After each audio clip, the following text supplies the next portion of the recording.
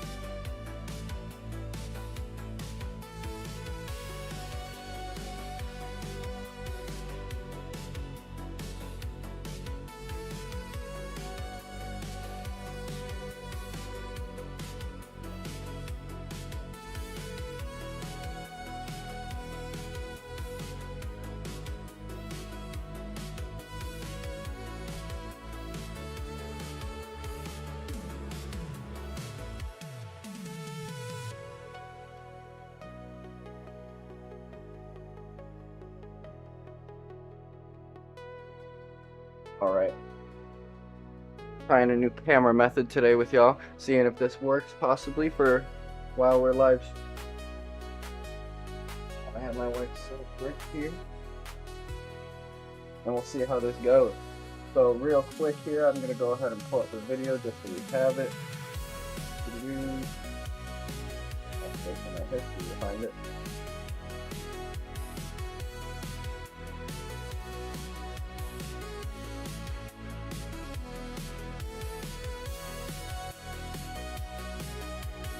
Found it.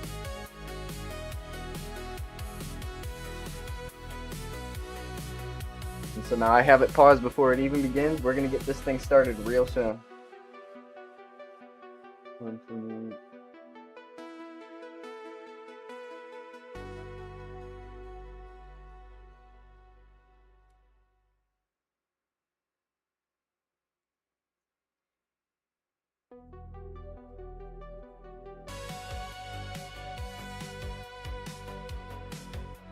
The One Piece is real.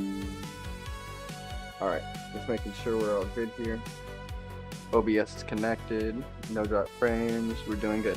Now we're just waiting on wife. So, I'm gonna roll this thing in through the intro and maybe just talk a little bit until she gets ready.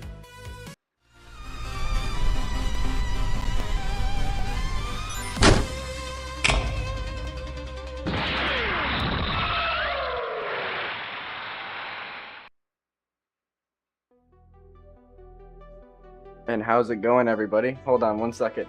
So you'll notice my Bob Ross background. I actually use that while I'm working and whatnot, so.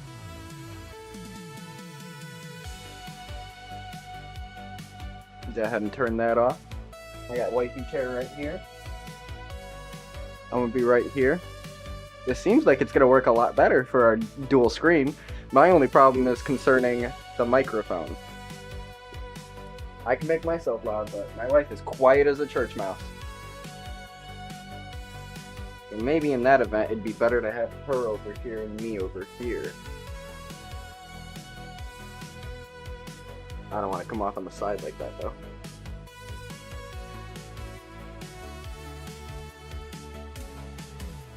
Alright.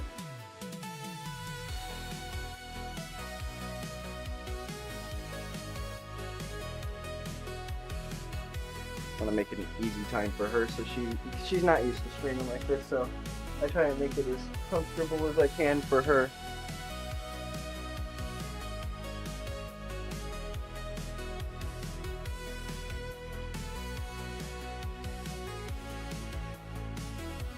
Alright, I think that might work. It's off on doing rails, she's better this way. She's got far more room over here. Plus it would just fit better. So yeah. She's at the moment just shaking up some popcorn, getting us ready. We got the stream going. And yeah, once she's in here, we can start this video. Jideon is a YouTube... Oh! Did not mean to do that. We'll start it in just a minute though. Hold on, wait, actually let me make sure. Jideon. Alright, yeah, no, the sound is working, so we're all good. Oh my god, come on. Come on. There we go.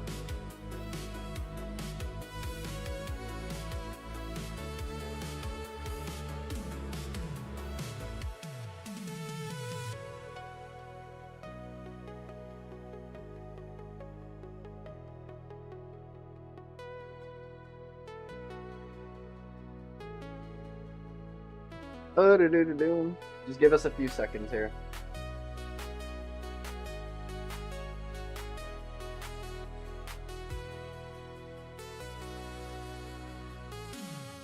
I put my phone on the charger or it's gonna die on me.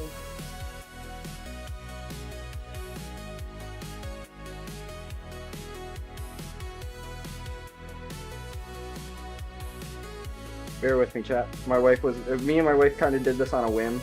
We went to sleep in the middle of the day because, you know, work is just that tough for real. So, yeah, no, we just decided, like, as we woke up, we're like, hey, you know what? Let's get ourselves together and let's do a stream. Oh my god, I'm getting spammed by everything. Okay, take you away, take you away. You away, take you away. This away, this away, this away. Nice. This away, this away, this away, this away, this away, this away, this away, this away, this away, this away, this away, this away, this away, this away. Yeah, this is how many like freaking notifications I got while I was asleep. For no reason. My grandma spammed me with videos, let's see.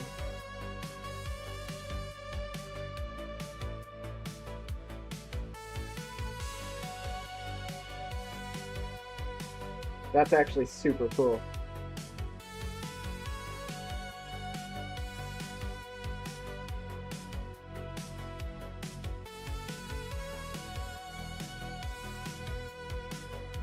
Yeah, chat. My grandma just actually did a huge W. I'm not even gonna lie. So, I want y'all to know, my grandma's older. She doesn't really understand any, like, you know, of course, my grandma's older. You know, she's a grandma. But you know, most grandmas, they don't want nothing to do with like Sonic or anything like that. My grandma loved to feed into my interest in Sonic the Hedgehog, okay? And she just showed me this today. She found this cool little, I don't know if you're going to be able to see it, chat.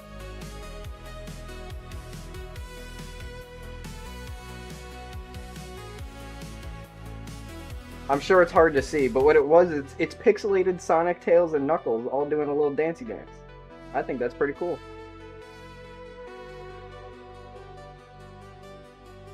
And I think my wife should be done, because I heard the popcorn stop popping. Hey babe, are you really feeling the Jello mold now?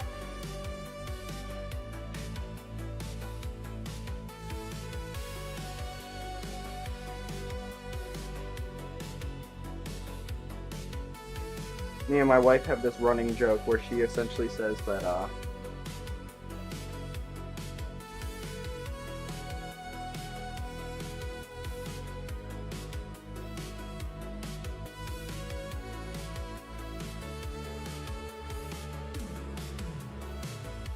the tornado that destroyed the same city 3 times is crazy. Alright, give me 1 second. Check to see if my wife Snapchatted me for some reason, even though she was home all day. Oh, the dog. I'll always love pictures of my dog, no matter what time of the day it is. Alright, there we go. All the drama gone off my phone. I can now lock in fully on the stream. Just need wifey here, wherever she is.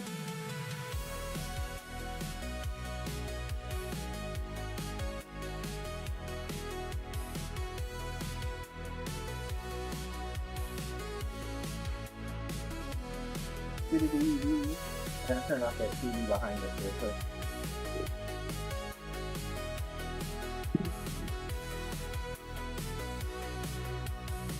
There we go.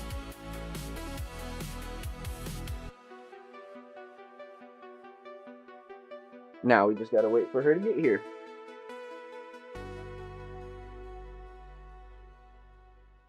Do do do.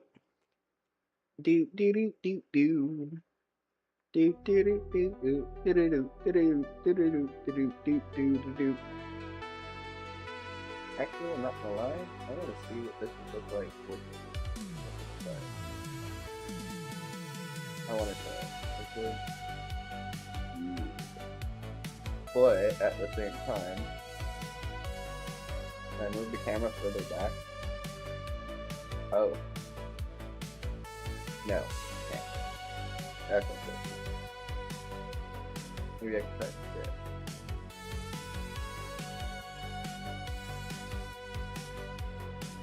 That works, I guess.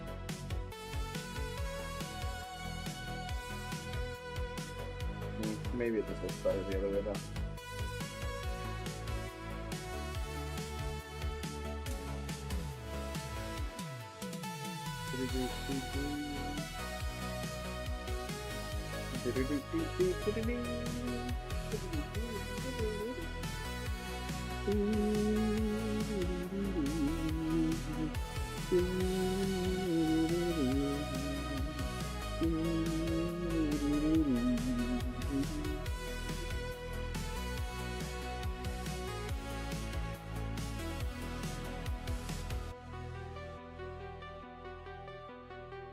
Hold on 1 second, chat. Oh, I don't want to do all that. Asking me to sign in just to be able to talk. Maybe we'll just send the message to our main account. Or not.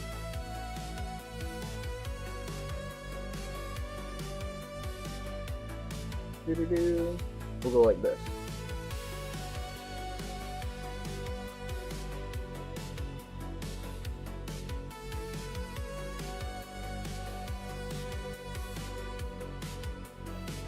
There she goes. I was literally about to send a message in the chat saying BRB, wife making popcorn, but there you go, I guess. Alright, say something just so I know chat can hear you. Hi, chat. Good.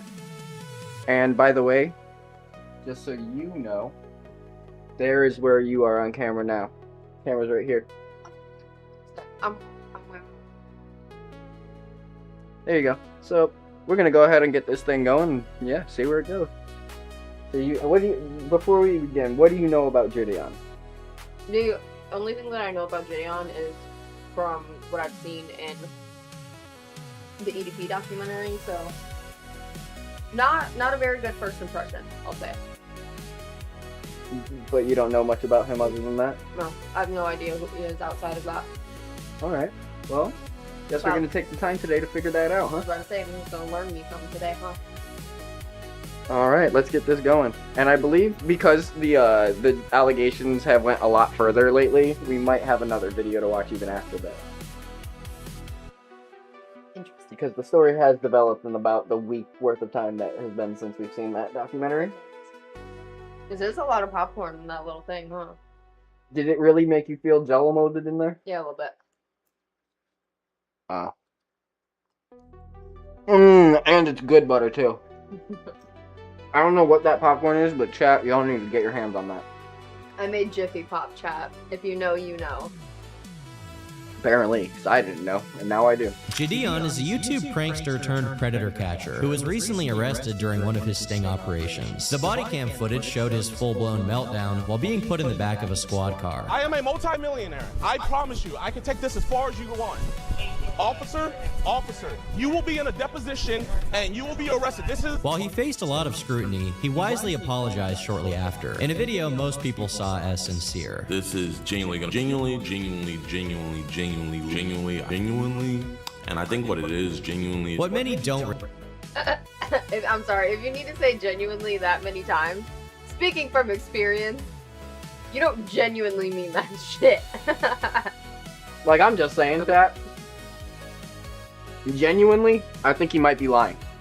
Realize is that this is part of a pattern for Jideon, wherein reckless clout-seeking backfires, and in some cases, his actions directly lead to people being victimized by the very creeps he swears to target. When EDP joined my Discord when he was about to do the interview with us, he didn't join, but he found a girl in my Discord. Jideon has been getting himself in trouble from the very beginning of his content creation journey. It's actually why anyone liked him in the first place. After finding some virality on YouTube, doing comedic interviews at his high school, he began exploding in popularity thanks to his prank videos, quickly amassing over 1 million Give me a second, my dog's currently trying to wrap herself up in a blanket. We don't need her trying to commit suicide out here. Oh! Whoopsie, I said the wrong word. Sewer slide, babe. Yeah. Sewer slide. Sorry, chat. No sewer slides around here. No, I'm good, G. Come on.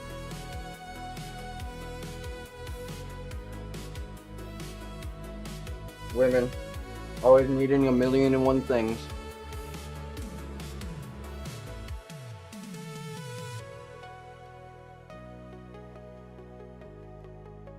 This popcorn do bang though. Alright.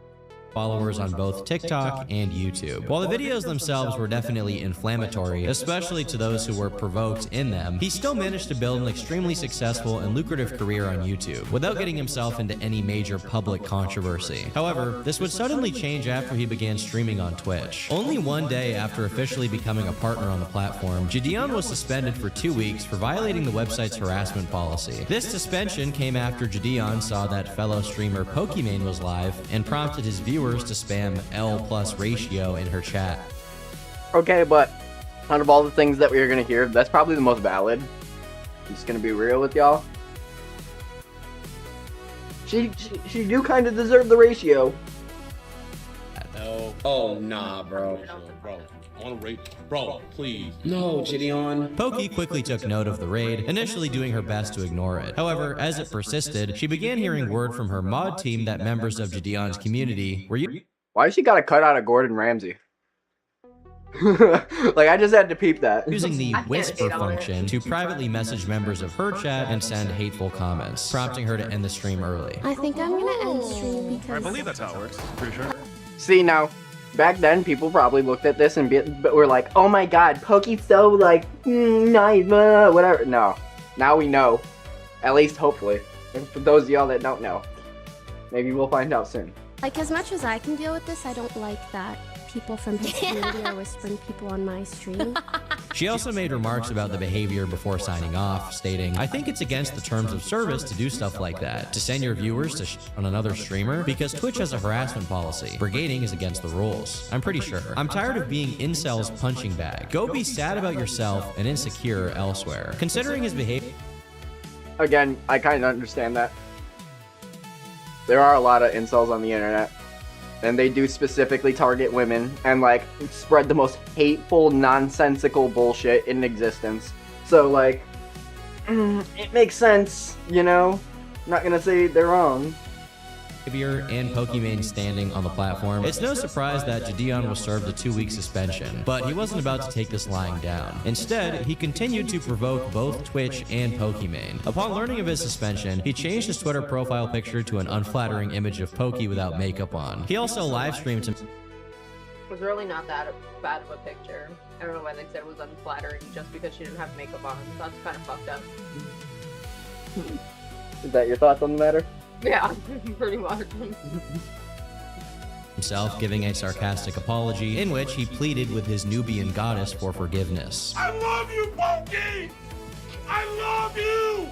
I love you! Please, Pokey, I was supposed to play Fortnite with Ninja tomorrow. Jideon also attempted to get his own personal move. What? I don't get how that... Okay. Been going, compelling Twitch to lift their suspension with a viral Twitter hashtag, #TwitchFreeJideon. Unfortunately for him, there was also a massive wave of backlash against him, as many described his behavior as misogynistic and hateful. The pressure was building, and ultimately... How's it going to the new viewers in the chat? Just have to let y'all know, you know, me and my wife are reacting to Jideon as it goes right now. This... I won't say he's a bad person as of right now for what we're seeing, but, like... He certainly did not know how to, not take his jokes too far, it seems. Jideon had to accept his situation and concede defeat. On a serious note, I'm gonna take this L, because what I did really was TOS. But that comeback stream is gonna be something pressure. Love y'all boys, banger dropping Sunday. The following day, he posted a tweet claiming that he didn't want to rely on negativity to be successful. I don't like petty Jideon. See y'all on Twitch in 13 days. I don't... Now, I want to know what's the drama that led him to change his profile picture to whoever this person is. Because who even is that? need this attention to grow. Fault shot. No, he reminds me of that one guy that does the tech videos, but he's actually like a good like tech guy, that Marcus Brownlee, but I don't think that's him.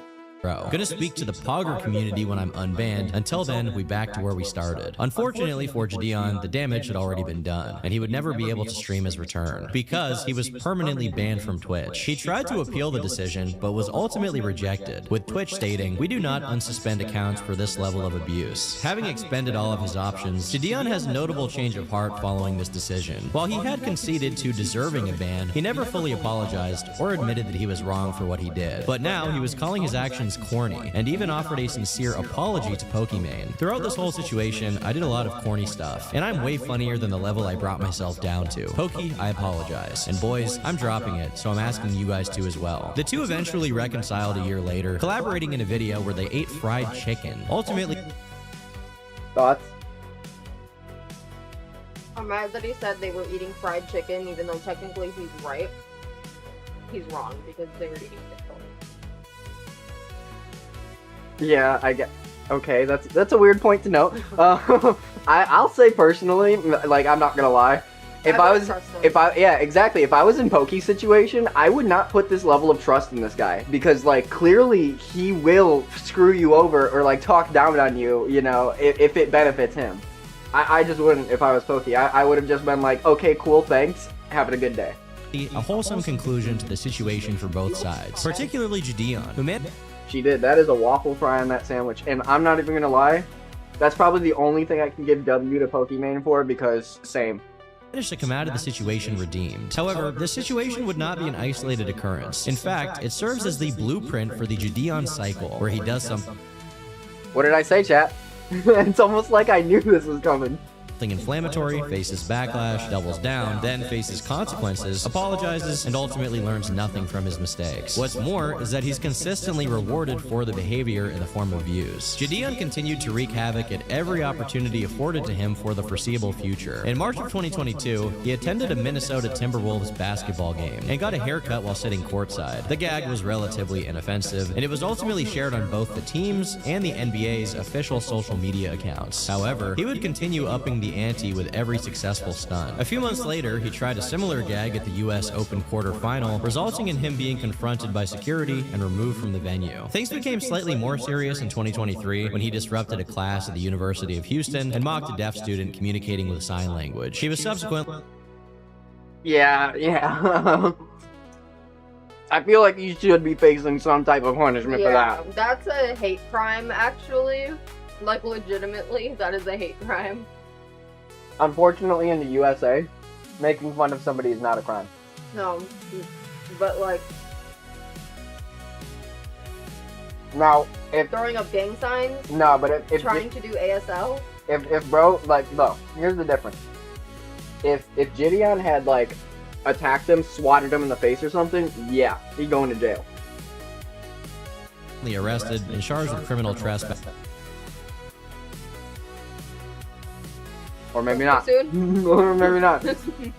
Well, actually, he was charged with criminal trespass, not hate crime. passing while he was streaming. Rather than taking the situation seriously, he asked the officer if he could take a picture with him for the thumbnail. Well, if you put your phone in your pocket, man, I'm gonna have to put you in handcuffs. Is it cool if I get a thumbnail? Who? A thumbnail? Before you put the handcuffs on? Well, I'll let you do that once we get to the station, okay, bud? Okay. These are just some of the many controversies he found himself in, not limited to his removal from And he certainly probably got that thumbnail right then and there. other sporting events for unnecessary disruptions. For the most part, there were little to no consequences for Jideon, and many positive benefits to be reaped from behaving this way. But the deeper he fell into his obsession with views and clicks, the worse he became at making sound decisions for his own personal reputation, and for the safety of others. Everything I've documented thus far, while some of it is arguably shitty, none of it is that bad. And it could all probably be chalked up to Jideon being an immature dude who got famous in his early 20s. However, this behavior ultimately culminated in one of the biggest blunders in the history of content creation. There was a time when the name EDP445 was one of the most beloved on all of YouTube. Brian? So now you see where it all ties in, chat. It was the. Hey, babe. Don't talk to me. She loves the WWE chat. It means a lot to her. SmackDown pissed me off last night, but that's not what we're talking about here. Brian Moreland would make comedic videos about his interests, from the Philadelphia Eagles to his explosive bathroom experiences after eating fast food. I never was. Yeah, I didn't know about that. I thought he was just a football person, not talking about his shit on stream. A huge cupcake eater, you know what I mean? Always been a little bit too sweet for me. As a result, fans were shocked Cupcake chat. Y'all know what that means. That's sus. That is mad sus. That was a terrible place for you to pause. That is mad sus. Whole corn dog too. I really hope he at least bit that motherfucker first. when he was caught engaging in predatory behavior. While smaller channels like Cold Raven had been talking about it as early as July of 2020, it wouldn't come to a head fully until April of 2021, when the now infamous Predator Hey, yo, I just wanted to mention, chat. He'll tell you fervently, he is not gay, though. poachers confronted EDP in person. During the sting itself, Alex Rosen, at the time going by the alias Chet Goldstein, confronts EDP about the messages he had been sending to his decoy. In the messages, Bryant is under the impression that the girl he is messaging is a minor, and despite that, he continued to message her inappropriately. There are a lot of funny details about this as well, like him sending her a photo of a log he had just dropped in the toilet. I really can't put into words how insane the messages are if you haven't seen them. This also inspired the viral cupcake meme, as EDP claimed instead of trying to meet up with this girl for anything bad, he just wanted a cupcake. Unfortunately, the sting did not result in an arrest because the police were not involved from the very beginning. Alex... Okay, I know you already know this, but thoughts on the situation? They fumbled that shit so fucking hard. Like, he could actually be locked up right now. He could have been locked up like 2 or 3 different times. Yeah. They like, and he's so gullible and stupid that he puts himself in these situations and people just fumble it every fucking time. At this point, it's starting to feel like a setup. Yeah. Like he's like the decoy that they're throwing out there for the whole normalizing that stuff. That's disgusting. and his team simply met EDP, and once they were there, they contacted the police. Because I'm just gonna say it. I don't know how somebody that stupid could just keep getting away with this shit. I just don't know.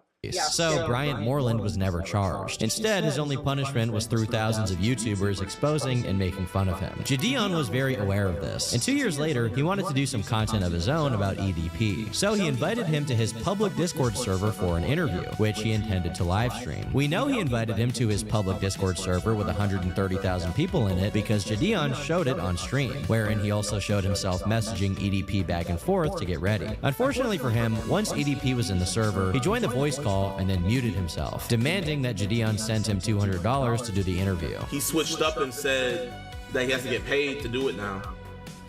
How much do you want? He wants $200. That's it. Bro, I'll pay the $200. That's the guy. That's my guy. That's the GOAT. Obviously, Jideon was not happy about this, given I would have asked for so much more money than. Wait, did Sneeko just say that EDP is his guy? That's the GOAT? Did you say Sneeko said that? Apparently so. Well, you're part of the same club, so. Honestly, and that's the fucked up part, because when it came down to his presentation of real dudes or whatever, Sneeko was on that list, so that's concerning.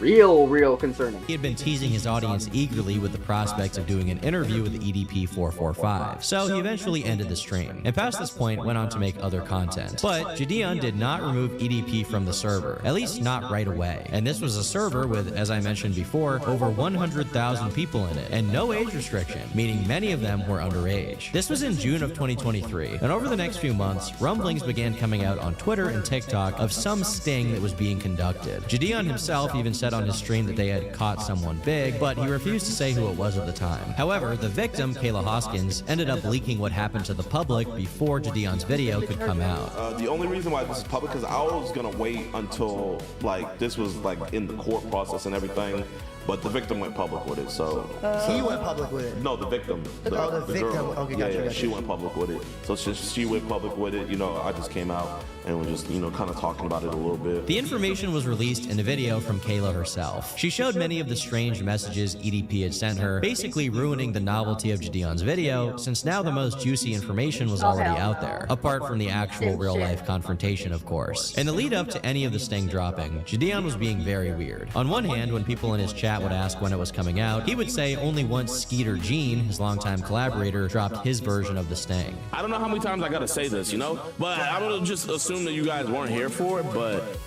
I'm not dropping the EDP vid. It's not coming anytime soon.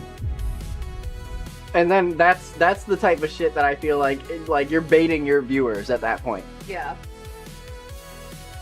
Even if you did have absolute bullshit video, like even if it was the most underwhelming sting operation in human existence, I mean, you're goading your viewers at this point. At least tell them it's shit and not worth seeing then. Like you could be that courteous. I don't know, I think that's disrespectful. Highly disrespectful. You're never gonna get it. What's up, dude? How you doing? Unless Skeet drops it. For some reason, he wasn't eager to release this video. At the same time, when people mocked him for the initial interview being a failure, he would post on TikTok to own them, basically, saying that in the end, they got him in a sting. Interview has to have been the biggest failure in all of... So you guys know it's not CGI. Well, the sting was eventually released, and it was disappointing to say the least. It opens with... Yeah, the cupcake outfit is iconic, I can't even lie. That's pretty funny. Like that was just But that's such like even Chris Hansen said, that added to a level of illegitimacy to this that like it seemed more like a skit than an actual fucking like sting. They turned it into a joke rather than something that's serious. Exactly. Skeeter Gene setting the stage, revealing that EDP had been caught messaging an actual minor, not a decoy this time. He also says they had a private investigator take photos of him, and then says that this sting will be different. They weren't able to get him wanting to meet up with a minor, so instead, their plan is to confront him at a doctor's appointment. Then you got, I don't know what the fuck this even is, but he did send that to the girl. I guess he put some eyeliner on and some... No, hell no. Let me tell you what he put on. He went full glam. That is a full beat. He did eyebrows. He has lashes on. He did his inner corners that are highlighted. That is a 4th of July full beat. That is a red, white, and blue full beat. Down to him having the e-girl blush on his nose. And cheeks. Yes. Yes. I'm not gonna lie, bro is never beating the allegations with this one. He's not gay. Well, He's not gay. This is giving more RuPaul to me. Yeah, like fat RuPaul. No, like, not a good look right now. lipstick and sent it to her. This is not a I hope Trump supports that. filter, by the way. While EDP is a creep, and I feel no pity for him, right off the bat, this is clearly not on par with other stings. The first 12 minutes of the video show them getting advice on how to handle it, and they then find him at his doctor's appointment. He instantly ignores them and walks inside. A few minutes later, he comes back out and tells them to leave, and then goes back inside the building. The police are eventually called, not because they have some evidence to get EDP arrested, but instead because Bryant called them, saying he was being harassed. Yeah, he called. So He snitched on Bryant called. right, so he's just trying to be civil. He doesn't want to cause a big scene, right? Oh, we're not gonna cause a scene because We just want to ask him a few questions about the... I didn't even peep the cupcakes in his hand until this whole time. That's funny as fuck. Notice that, you got a 6-pack. No, I understand, right? I understand. Bryant eventually leaves the building, drives away, and that's the end of the story. But the video itself isn't even close to the biggest issue. There's a reason why I specifically noted earlier that Jideon's Discord server had tens of thousands of people in it, and that minors were present. Kayla Hoskins is the victim being referenced in the sting operation, and she's not a decoy. Like Skeeter said, this one is for real. But how did she meet EDP445? Well, she was a huge fan of Jideon, and she was in his Discord server. EDP, after being invited by Jideon to his public server full of children, noticed her profile, found her Instagram connected to it, and messaged her. But you don't have to take my word for it. Jideon will tell you himself. But the stream that we were supposed to do with EDP, when I was going to do that interview. Hold on, go ahead, repeat that. I said, mind you, this was after EDP was told by the government that he cannot be on social media. And then he joined the Discord and was talking to minors again. Was this after that? I believe so.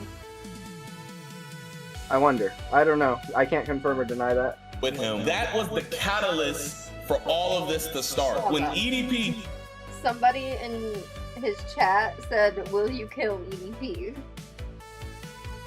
I just peeped it as the chat was going on. I mean, is bro wrong though? Like we need to all band together and bail out that guy that, you know, likes to commit the first degree against those type of people. I will say also the fact that you ate the entire thing of popcorn, didn't you? No, I put it over there because I don't feel like holding it anymore. The fact that he consistently wears t-shirts like this, like the professional raw dogger, only goes to show how bitchless he is. I think it's very sad to like wear like you as like you this. As a woman looking at that, what do you think? I get the ick immediately. Like that professional, like that sounds like a threat. A threat? Yeah. What do you mean? Raw dogging who? Life, I hope. Maybe, who knows? Shit. Dude's having a good laugh. He's like, girls don't like that? I think he's joking. Sorry. Yeah, he said I am. Alright, play. Thank God. Thank God, bro. Joined my Discord when he was about to do the interview with us. He didn't join, but he found a girl in my Discord, right? And in her Discord, she has her Instagram. So EDP, being the Rizzler that he is, he slides into her DM. Calling EDP the Rizzler is crazy work. Bro said wops. It's all good, bro. We understand it. You didn't mean it.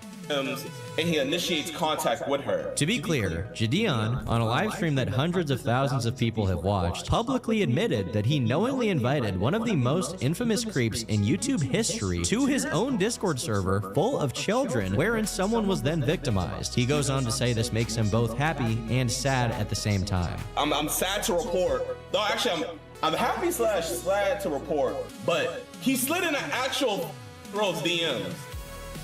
Alright, so why on God's earth in any regard would you be happy to report that? It's the cupcakes in the chat.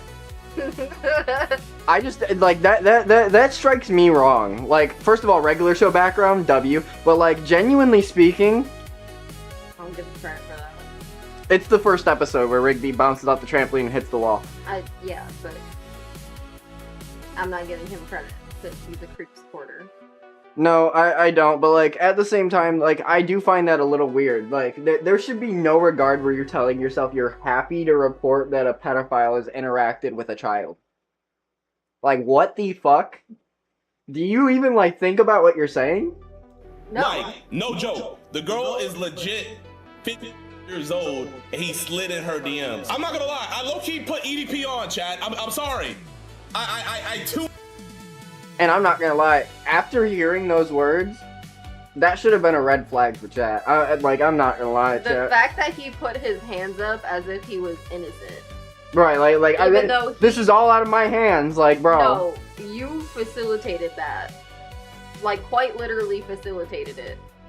Exactly. Like, I feel no, Like he played a direct part in that.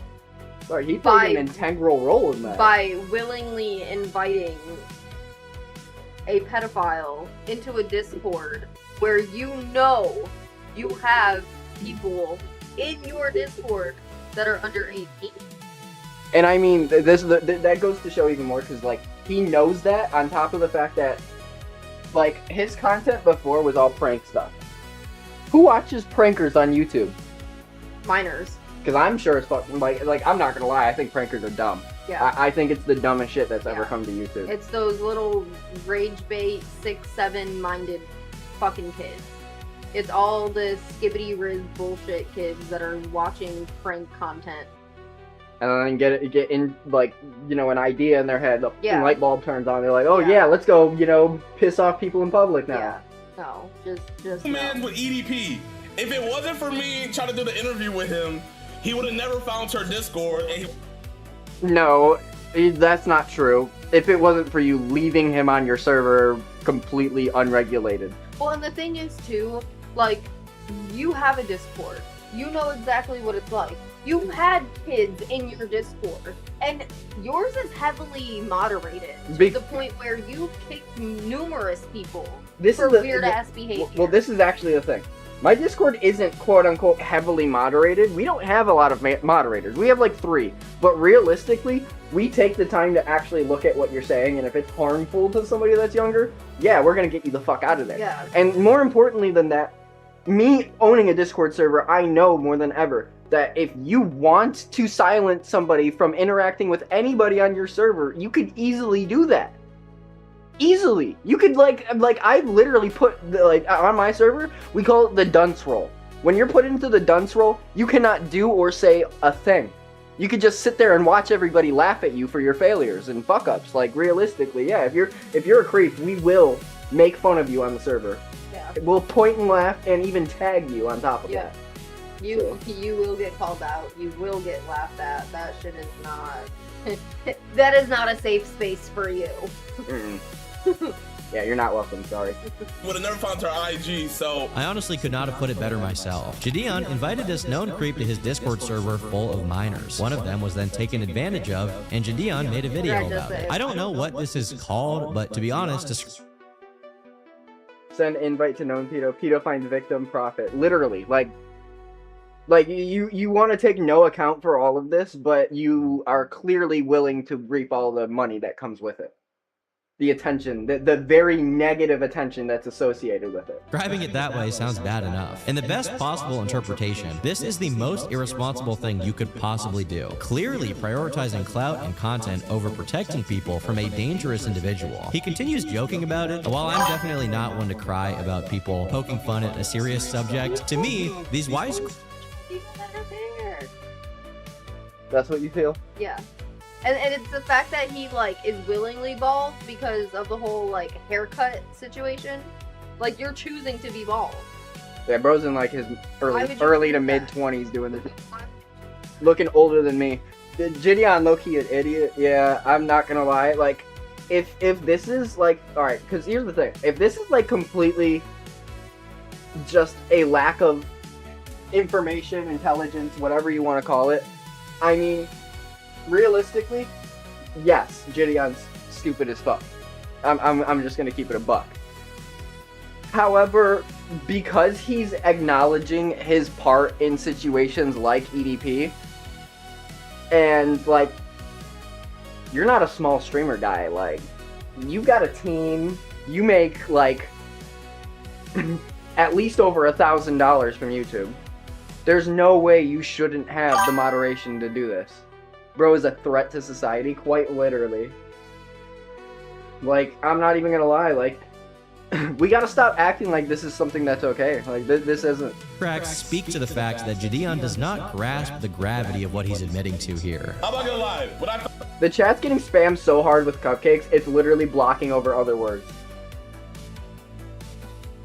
Found out that he found her from my stream. This was... There you go. Look, cupcakes over the words. Like...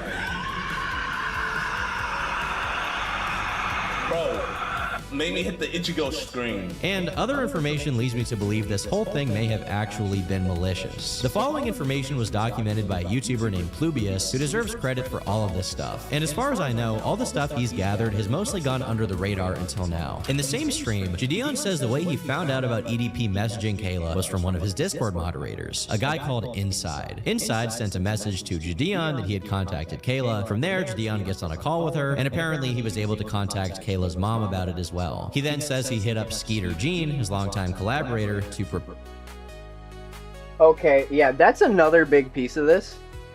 Where the hell's the mother in all of this?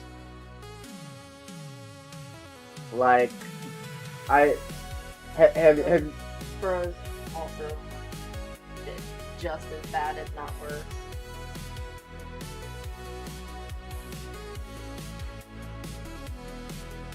So, I'm just, yeah, I don't know. Like, that whole family aspect, that's just not worth it. prepare for the sting. Skeet sets up all the EDP catches that we do. He does all the work, he initiates all the contact, he does all the work. All I do is just show up and record. I could have took this for myself and been like, you know what, I don't want anybody else to be a part of this. I've seen somebody in the chat spamming EDPW, just had to call that out. I want this to be me, myself, and I. But I literally was talking to myself, I was like, I can't do that. Skeet's been too good to me. Skeet's been too much of a real friend to me. If we're gonna do the biggest catch in EDP history, we gotta do it with the GOAT himself. So I hit up Skeet and we pulled up on him. What a great guy. And give me a minute, chat. I need something to drink. You said so. I don't want you drinking all of mine. Well, I like yours. Dang it, chat. I just wanted to drink all of my wife's drink.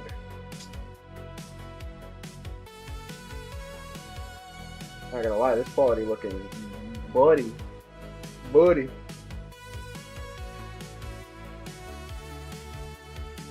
Alright, I'm just gonna keep it right there for a good second. She's on her way back. I hear her now. Or maybe not.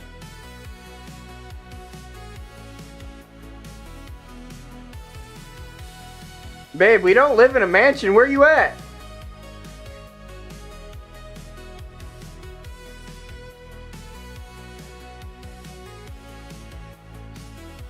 No.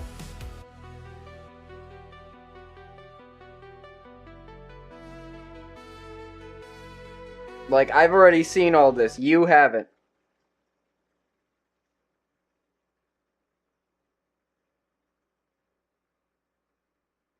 She told me I should play it. Just go ahead and go through. No. No, sir.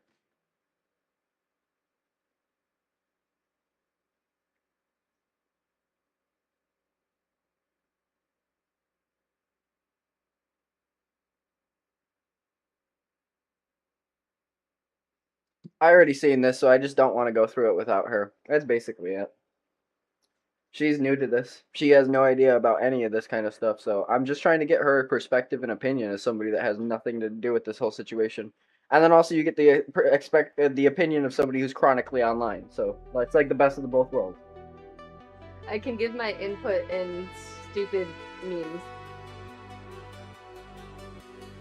And unicorns and whatnot. Just like when I said... You say that so quietly that nobody heard it besides you. Maybe it's for me. It's for me to laugh All at. chat heard was... Because he's bald. And he's torturing people that have hair. See, there you go. Now you're hearable. Good job. Is... She's learning what an outside voice is. Yeah. It's okay, chat. I'll get there eventually. One day, baby. One day. I love you. Anyway, according to Inside, the Discord moderator who contacted EDP about the sting, he actually gave Kayla some advice on how to go about communicating with EDP. So happy that this worked out, bro. Wait, here, Inside, so happy this worked out. So everybody doesn't think, you know, I paid this girl. Can you tell them what happened? Okay, so basically, Kayla messages me whenever he starts DMing her, and she's like, yo, EDP is DMing me. And so we got on a call, and I was like, first off, make sure you know, tell your parents, tell the police, all that kind of stuff. And then I was like, yo. So what was the parents' response? Because like I don't think she told her parents is the problem. That's the thing. I failed in all of these perspectives, including the interview, to hear the parents' perspective on this.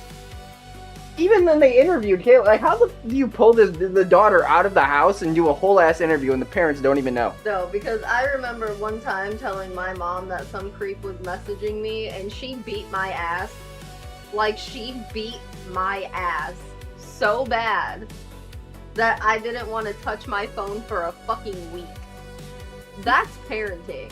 I may not have a good relationship with my mom, but she was smart enough to beat my ass when it was necessary. And I will forever be thankful for that.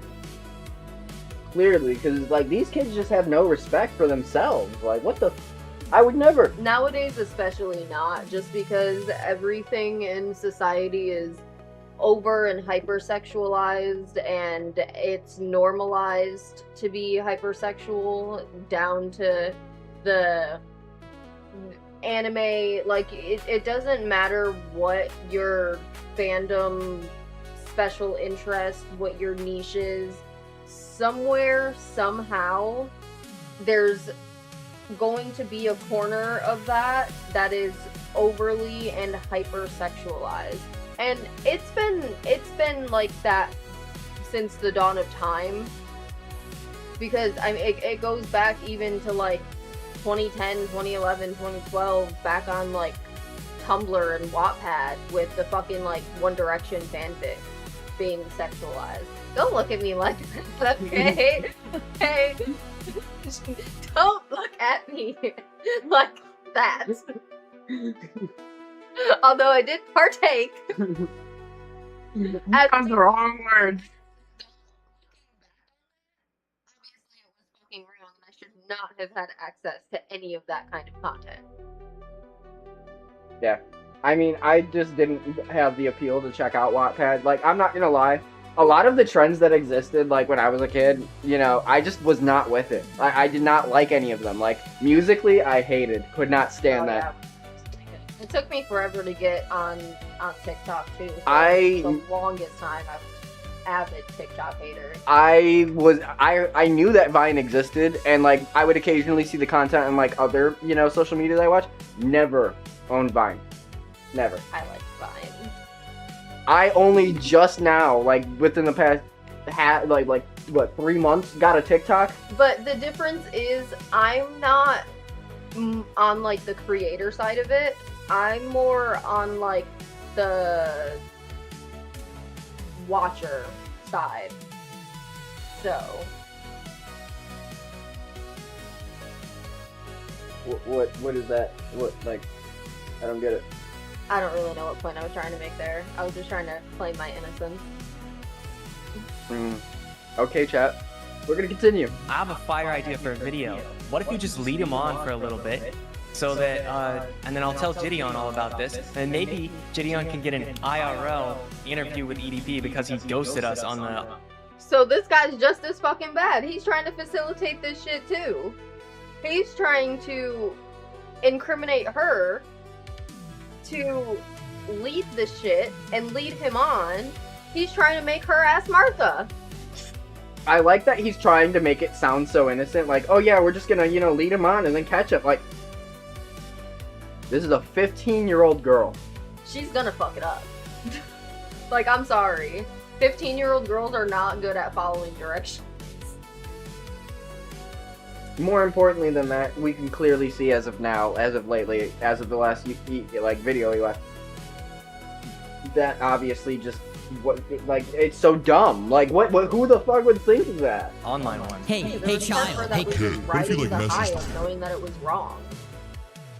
And because she's an opportunist, you know, in her mind, this is a good thing. Yeah, it was a thrill. It was a thrill. It spiked her adrenaline, and she liked the little high that she got from doing something she knew damn well you should not be fucking doing. Disgusting, chat. I'm sorry. That it's vile. I'll pay the pedophile groom you. That'll be a fire video. No, like literally, listen to what this dude said. EDP because he ghosted us on the online one. Hey child, hey kid. What if you like messaged I'll in a pedal groom you? That'll be a fire video, dude.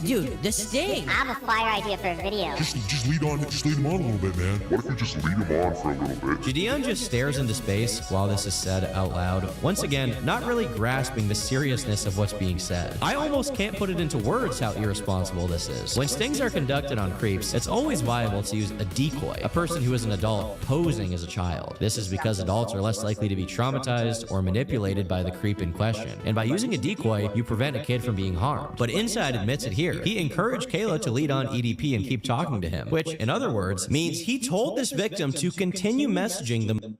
I feel like there should be a level of legality that's against him for that. Yeah. You should not be allowed to coerce a minor to talk to a pedo.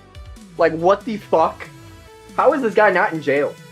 Most infamous creep in YouTube history, because it would be good content. I have a fire idea for a video. What if you just lead him on for a little bit, and then I'll tell Jideon all about this? Maybe this isn't true and Inside is lying to make himself look worse, but Jideon just sits there as he says this and doesn't disagree at all. So to me, that says everything. Not only that, but Kayla claims that Jideon and Inside and whoever else was involved advised her against going to the police because they wanted their content to be better. They weren't allowed. Thoughts? Like, this is just stupidity.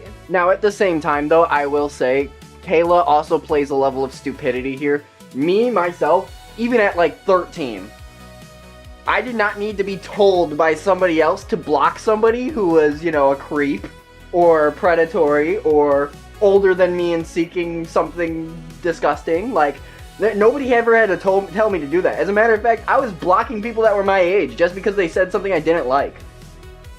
Like, the fact that she said, well, Jideon never told me to block him. He didn't have to, you dumb bitch. Like, you should block him. I'm sorry, like, I don't care. Like, at the end of the day, you gotta take a level of personal responsibility, too.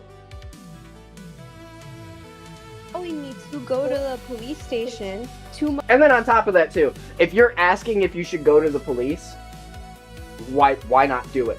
Why are you listening to some YouTuber that you know nothing about? Alright, at this point you should stop asking YouTubers what you should do, and you should probably take the shit to your parents so, you know, they could, you know, take legal action.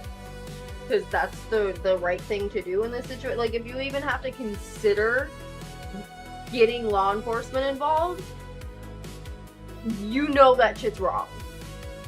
And that's why I say, like, yes, I understand she's young and has a level of innocence, so she's not totally at fault here, obviously. But at the same time, she's trying to completely, like, and this is why I say there's a level of deceit in what she said in that interview. Because she's trying to act like she's completely evasive of all responsibility, like she's just some fucking deer in headlights that knows nothing about nothing, and just, you know, just wandered, just so happened to wander onto him, and then didn't know what to do, didn't know who to contact, didn't know nothing about nothing. Like, that's so bullshit. Yeah, because that's the thing, like, you actively chose to respond to this guy, knowing he was a creep. Like, you can't, I'm sorry, but as a 15-year-old, you can't look at a grown man that looks the way EDP does and go, he's attractive. I wonder what he could do for me.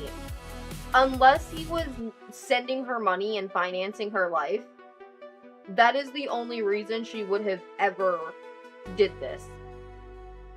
And that's the thing. EDP had the money. So he probably was. Potentially, because realistically speaking, and I really don't like that you brought that up, but what's the word I'm looking for? I acknowledge it, I guess, because, like, here's the thing that I'm trying to get at.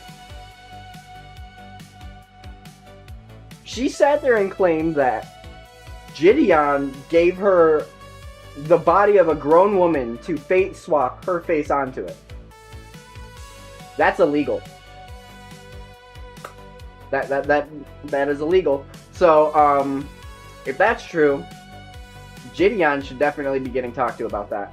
But then also, you know, you hear EDP side, and he says, that was really her. And it's like, I'm gonna be real. Unless, like, you're a professional Photoshopper, it's really easy to tell when something's Photoshopped. I'm gonna just keep it a buck. It's really easy to tell when something's Photoshopped. So,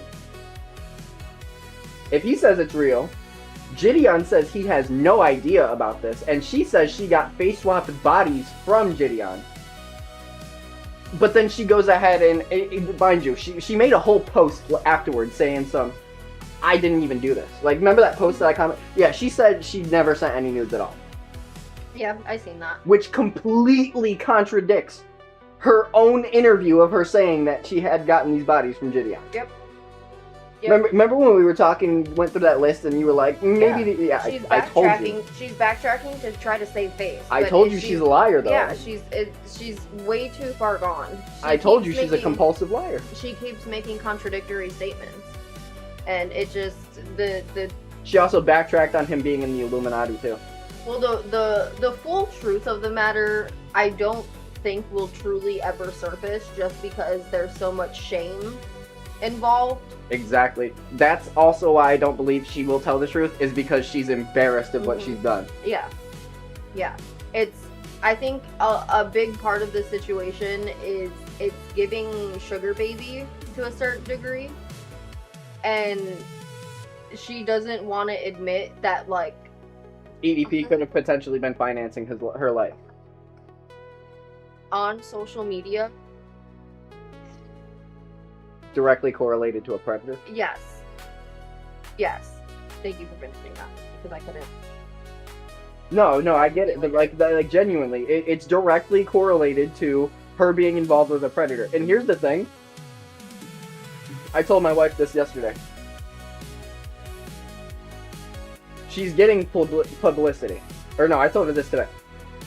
She's an opportunist, okay? And like, I don't deny that she means that and says that. Just because you're an opportunist doesn't mean you take every good opportunity, okay? Not every opportunity is going to better your life and make you the star of the show, okay? Opportunists will also take opportunities to make thousands of dollars on YouTube and get fame from YouTube, even if it's for all the wrong reasons. Get Logan Paul. An opportunist. My point stands valiantly with that. Like, she needs to be watched with a microscope for what she's saying, because I smell the deceit coming right out of her mouth. Months prior, because it would have ruined their content. Now, I have no evidence that this specific claim is true, and as a result, I'm not going to take this one and run with it. With that being said, EDP is not... And I do have to mention, like, once again, at the end of the day, she is a kid, so she should not be held to the same standard as these adults. I'm just trying to say that. Completely acting like you're devoid of personal responsibility is fucking insane to me. It's ludicrous. Well, what gets me about it is, yes, you're a child. Yes, you are naive. Yes, you don't know better to a certain degree. But at the same time, yes, you do need to take personal responsibility for some part of it, because you knew it was wrong, but you continued to do it anyway. You considered going to the police. You went to outside sources to ask for advice and what to do.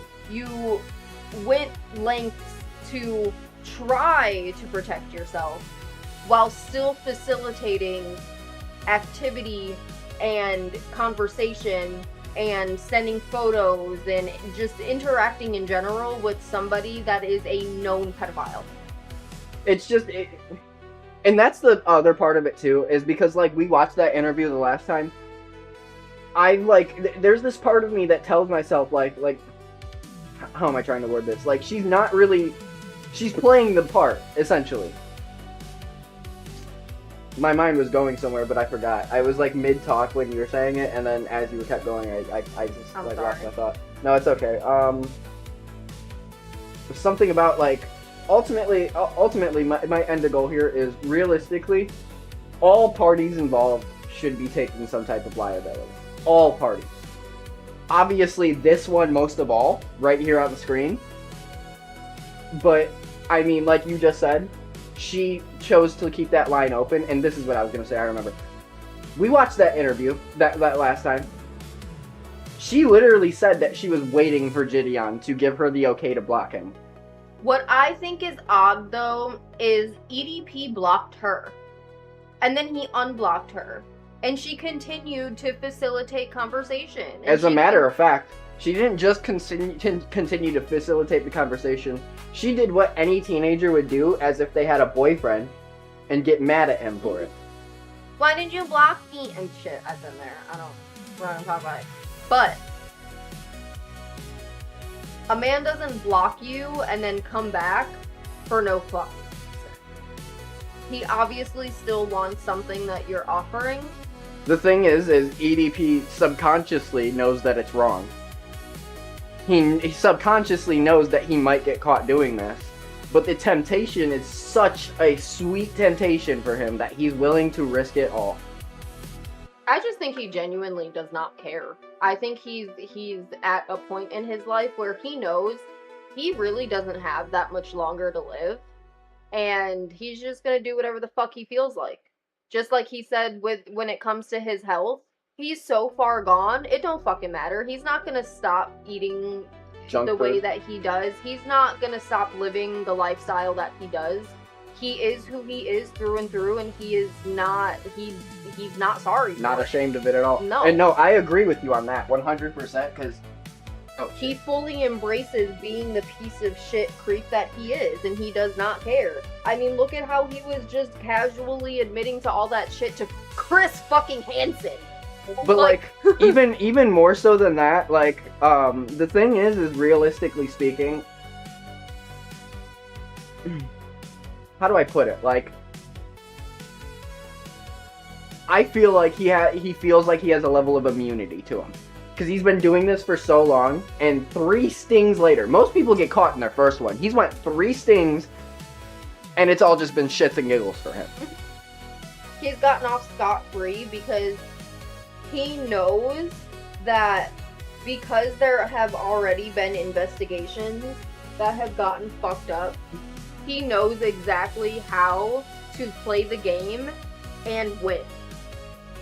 He knows when to speak, when not to speak, what to say. He called the police for harassment, and these motherfuckers had a binder of his conversations with a minor, and the cop didn't even glance down at the fucking binder. That right there, chat. That's how fucked and how safe he is. And he knows that. And he takes advantage of it every single fucking time. Dude said, yeah, EDP don't give a fuck, to be honest. Like, yeah, he really doesn't. He does like, not, and he will tell you that. He has, how many times did he say that? I don't give a fuck. I don't give a fuck. I am who I am. I mean, the documentary literally started with, what the fuck did he say? Something about, I'm not the only person that thinks the way that I do. Like, he thinks because he's not the only pedophile that exists, that it's perfectly fucking okay. Like, he can walk around like Yes. his shit don't stink. Yes. Because other people do it, so it's just normal. Mm-hmm. Like, I mean, in his mind, we're just behind the times. Behind the times. Like, nobody. We're... Like, what, and that's the funny part about it, is I always hear from these type of creeps, like, this is, we're by us not allowing that, we're barbaric, and this is such an old barbaric, you know, we need reform. Really, because throughout all of history, I remember the barbaricism happening when, you know, children were, you know. Yeah, when there were 10-year-olds getting pregnant and married off to 40-year-old men. Like, I'm just saying, you know. I think we've come a pretty long way, if you ask me.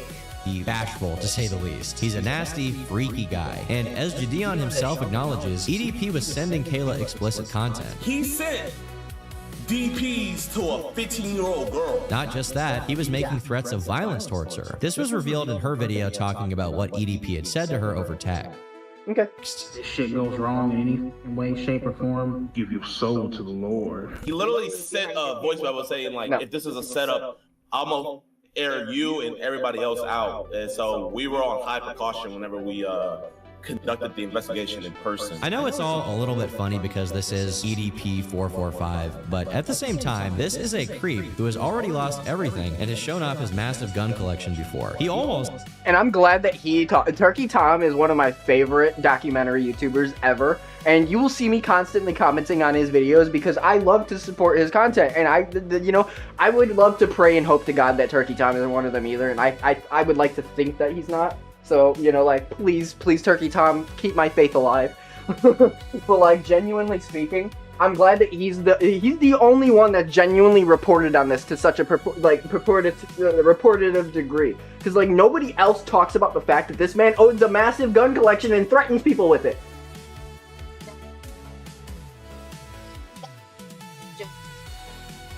Talks about having homicidal tendencies, but he flees.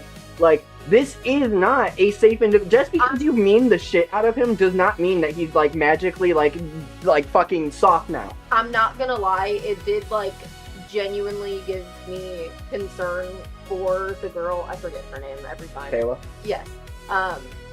It did genuinely make me concerned when he was, like, threatening her because of the fact that he is that I don't give a fuck type of person. That part of me genuinely believes that he would do that. And she should have went to the police there because although she may have, like all the allegations and everything may have been fucked up, she at the very least could have gotten him in trouble for those threats and still did not. Yeah, I don't know. I just think, like, he didn't even try, like, I just feel like as an opportunist, you took every opportunity to fuck up. Not get him caught up in this shit. And, like, you were protecting him, too. Yeah, especially because of the fact that, like, we find out through the documentary only that she's out here apparently sending explicit photos to him. So, like... that right there, asking him, hey, do you want to see a picture of me sexualized? And him saying, yeah, sure. Like, he literally did. That right there would have done it. Alone. By itself. Yeah. That's why I'm saying, like, I'm glad you agree with me, babe. And I'm glad you're not just taking her side because, girls and whatever. Like, genuinely, you could understand that she's, like, ruining her life by creating such fucking, like, wildly false narratives and spinning a story that doesn't even need to be spun because it's already so fucked up. Like, has nothing to lose. It's not out of the realm of possibility that he would have figured out where this girl lived, hunted her down, and done something horrible. And exactly what I just said. And because, like, and here's the thing. I know things like that exist that make it incredibly... She was a minor at the time, so, no, like, it would have been a lot harder for him to find her. But, like, realistically speaking, there are ways to make that incredibly easy. On top of, like, other ways that, like, you could use that would... Yeah, ultimately, there are ways to make it really easy. I'm not gonna give out any ways, because realistically, I don't want some creep coming on here and thinking this is a fucking a free gateway. No. I'm giving you the source. Yet, according to Jideon's top guy, he encouraged her to keep messaging an actual creep. They encouraged her to keep messaging him while receiving explicit photos. Why? I have a fire idea for a video. It was for content. During the situation, Jideon stated he didn't want the sting's existence to be public knowledge before charges were pressed against Bryant. But once it was out there, he maintained that he had done it the right way, and that EDP would be facing criminal charges. Eating at me, like, so hard. Yeah, I think the most important thing is actually getting justice as opposed to, like, the content of it, so hopefully this leads... I have a fire idea for a video.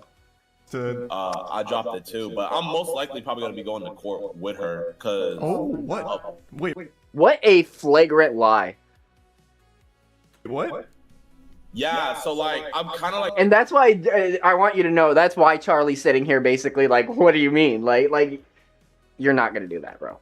Stop fucking lying through your teeth. Like, it makes the situation so much worse.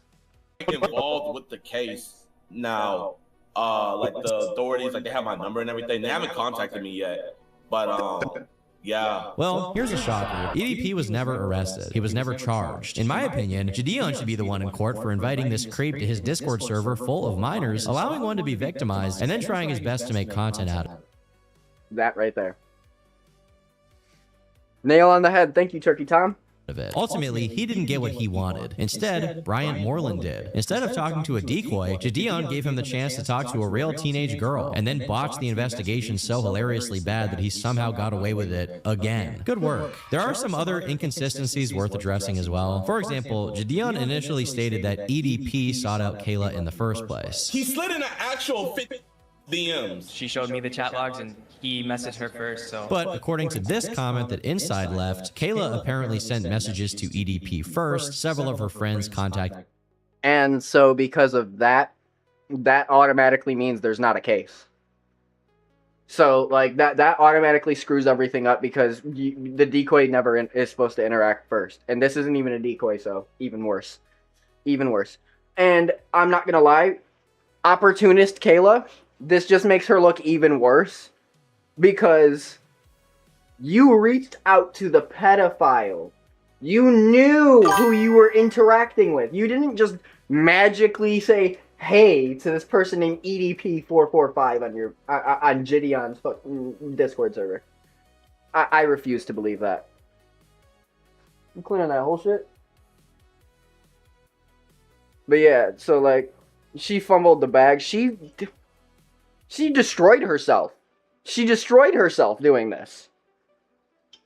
Like, any type of, like, good that she tries to do with her channel is going to be immediately washed over by the people that are going to be asking about these allegations for the rest of her life. Until they get the actual full-blown truth. Because I know there's other people out there like me that look at this and say, this is bullshit. Like, the words coming out of her mouth are genuine fucking lies. Go ahead and hit the start button. You're going to have to talk for me. Did us afterward and told us that Kayla had shown screenshots that showed her hitting up EDP first. She basically begged us to let her be a decoy for a video for clout. This obviously stands in stark. I honestly think, though, begging to be a decoy, that's some fucking crazy work. Like, truly, genuinely, that is some shit that, like, is just astronomically fucking insane. You want to put yourself, as a child, in the line of fucking fire. Knowing already that he is a predator, that he has actively seeked out sexual favors and just the utmost insane fucking things, and then threatens you with violence, threatens to kill you, your family, everybody you know and love, and you still take it a step further and want to continue to put yourself in the line of fire. I'm sorry, it just doesn't make any sense. It makes no sense. Part of you was genuinely enjoying this shit. You can't deny it. Whether it was just the thrill of it, or it was something that you genuinely, like, as a 15-year-old thought in your stupid little 15-year-old brain that you genuinely had a connection with this fucking creep. But, like, I don't know. I don't understand, and I'm sorry, Kayla, if you're ever watching this, 15-year-olds are stupid, and that includes you. Our contrast to what he said on Jideon's. when I was 15. I was stupid as fuck. I will be the first to admit it. From the ages You want to of, talk like, about stupid you want to talk about stupid people at 15. Yeah, I might take the cake on that one. I'm not gonna lie, and that's the thing. I understand, like, I understand why she's so wrong, because my own personal life experiences have taught me, and even in my own personal life experiences, I knew what I was doing was wrong. Yes, I continued, but I had the awareness to know that, yes, what I was doing was wrong. If for context, the mother of my child is older than I am by quite a bit, and I had a child when I was, you know, a minor. She was not. So yeah, realistically, like, similar situation, I knew that it was something not good, though. I knew that I was being used. So I left. On my own free will. I didn't need to be told to. As a matter of fact, I was told to and didn't listen at the time, because that's how kids operate. Well, I think just sort of like Kayla.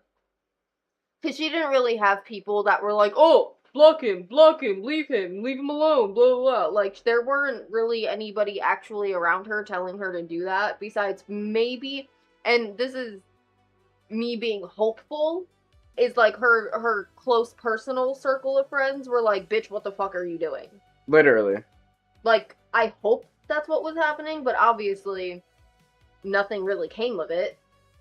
Because she was waiting for Jideon to tell her to block. Like, why do you need somebody to tell you to block somebody?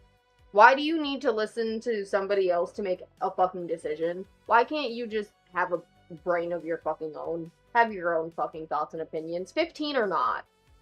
Like, that's the age where you should start to develop the habit of making your own decisions. Because you're, at that point, you're in high school. You're becoming an adult. Exactly. You're getting prepared for your adult world. I mean, fuck. As a matter of fact, high school is about solidifying, finding a career. So, like... That's why they have pre-college courses, and they are able to help you get work permits and, you know, things of that nature. You can, you know, take classes that give you college credits and, you know, prepare you for being an adult. That's literally what education is for. Teaching you how to live. Literally. And intelligently. Cognitively. Let's keep going now, though. You ready? Stream. And it makes me think he probably just lied here to cover his tracks, because in his mind, if Kayla messaged EDP first, then ultimately he was just taking what was presented to him instead of encouraging her to maintain contact. Either way, he and Jideon still look pretty bad. All of this was being covered by Plubius back when it happened, and he himself even managed to talk to Kayla about it, who also released a video wherein she reiterates many of the same points. Unfortunately, it never got any mainstream attention, mostly because Jideon was still considered to be in the good graces of the YouTube community. But make no mistake, Jideon has no business doing predator catching content. He had no business to... And I'm sorry, y'all. I know that offends a lot of you. Because everybody sits there and goes, W, Jideon. Jideon's so great. I don't think so. He is by far the worst person to be doing predator catching content. Like, and it's because somebody like Turkey Tom has such a sound and rational opinion that I can agree with him on this. And that's why I love his documentaries, because he will tell the truth as it is, regardless if it's something people want to hear or not. And, like, realistically speaking, I'm not gonna lie, I'm not gonna hold anything back from basement dwellers. Fuck it. If telling you that Jideon is the like, actually being a bad person, if that's gonna, like, make you mentally understand, then so be it. Like, I don't understand why there's such a strong advocacy for Jideon when he does shit like this. My thing is, you cannot go from somebody that makes the most unserious type of content imaginable, i.e. prank content, and then go to a place where it's something so unimaginably serious, like crimes against children. Crimes against humanity. Fuck, like... Literally. Like, there's not a single person in this world that should take you seriously. That's literally, like... child endangerment. This is why Logan Paul, and I know I mentioned him earlier, but he is such a good fucking example for this again. This is why he's no longer on YouTube, and he's in the WWE. I want to point something out, too, about that. Y'all. We were in such a different headspace during the time of that Logan Paul video that we all know about, that we all cohesively knew that was fucked up. Yet we sit here in modern day tell ourselves W Jideon to this. Why? What the fuck is going on in y'all's heads? See, Please. and the thing is, I think a lot of it has to do with the fact that nobody was actually physically harmed. Like, they didn't actually have sexual contact. It was talk. Well, thankfully, I will say this. Thankfully, they weren't stupid enough to have Kayla there on the site. But my thing is to, like, finishing that thought that I was having. Sorry. No, you're fine. I think because nobody actually was physically harmed, society views it as it could have been worse, so he still did a good thing. They're still trying to give him credit where credit might be due to some people, but in actuality, we have gotten so far gone as a society that shit like this has become remotely acceptable. And now, and this is something I said off of stream. Does it make sense to you now, babe, why I said that the internet may have been worse than the atomic bomb? Yeah. Oh, 100%. 100%.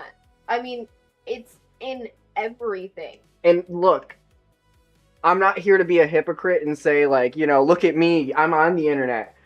The internet can be used for great things. I use the internet to research all day long. I literally love gathering information on the internet. It's something I love and enjoy. And like you said about him going from unserious content to like the most serious imaginable, I literally went from tech to gaming. I went from teaching you about technology and like how to do cool things that normally you probably shouldn't be able to do, to just showing you about games, how to mod, you know, where to get money for games for free, like all these different like tips and tricks. I didn't really change too much if you think about it. I stayed in the technology genre, just I more so focused on one single type of the technology aspect, right? The fun part of it. Right. So, but like, I don't even know where I was going with that. I ultimately, I didn't try and like put myself in this perspective where like I'm gonna do whatever tries to make me the most views. Because I'm gonna be real. Look, you can look at my views right now; they're not that impressive. And who knows? Maybe one day that might change. But like, at the end of the day, right? You know. But like at the end of the day, like I'm not gonna. I'm sorry, chat. Sorry if you thought you're gonna come here and see me do the utmost in order to like I'll the most I'll do is probably crash out on some kid in Gekishin Squadra because he sucks. Just being frank with y'all. Yeah, I never understood the whole doing the crazy shit for money. Like it's just for views, not money, for views. But that's the thing. It's for money. Yeah, no, I know, but like. You gotta have the mindset with these people where it's like, I don't even care about making the money. I just want to see 100,000 on my... It's like, where's the self-respect at that point? Like, if you're really willing to do, like, and hurt people and traumatize people for money, that's not that's not having respect for yourself and other people. Which, in turn, just makes you a shitty person. It's sickening. I'm not gonna lie. And I don't understand it. I can't really be friends with those people. Like, yes, sure, I'd want somebody in my life who's like some of these streamers out here who, like, won't even interact with you if you're not streaming. Yes, be that person in my life. Get me to stream, too, with you all the time so that I have somebody to constantly do this with. But, like, if you're one of those people that's like, let's do everything for views, let's, you know... crash a golf cart on my girlfriend type shit. Like, I'm sorry, I keep using that as a reference because I think that's so fucking wild to me. But like, genuinely, yeah, no, like I'm not doing that shit for views. Like, and I'm not even making a video about that. If by any circumstance I made the foolish mistake of crashing a golf cart on you, I will not. I promise you, I will not do you the disservice of posting it on YouTube while you're crying and being like, oh, but this would be good content. Thanks, babe. I appreciate it. Like, it's sad that we've come to a point in modern society, and that's why I say internet is worse than the atomic bomb. Because we've come to a point in society where that's genuinely something you'd have to tell somebody. Well, I think a lot of it, too, is just shock culture. Everybody's obsessed with being surprised and being like, whoa, oh my god. Like, just having that next fucking hit. The Wojak. Yeah. Yeah, literally, that's exactly what it is. A lot of it, and even down to this. Is this not shock content? It is. It is You indeed. know what I mean? And I guess we are playing a part off of that. I'll admit my faults in that. But like at the end of the day, I don't think I'm looking at it in the same lens and scope as the other people are, because a lot of people are focusing specifically on Jideon and specifically on EDP, whereas Kayla also does play fault too. And like those people that are focusing on Kayla, it's like a lot of most like, I guess how do you say it, like soy jacks that are mad at women for existing. Yeah, so they're just like mad that she's a woman basically. And it's like, you're not even justifiably mad. Maybe there's a few out there that are actually sounding coherent, but a large majority of them are like these soy jacks that just are mad for irrational reasons and are only specifically targeting her. As a matter of fact, like they're not even looking at EDP as a problem. Yeah, they're just victim blaming through and through. Literally. Like, and I can't get down with that either. Like, no, like all three of them, and even a couple more outsiders too, like Skeeter Jean. Like all responsible. Yeah. And I'm glad you said that. I'm so glad she said that. She said Skeeter Jean also played a part in this, because realistically, you knew what was going on too.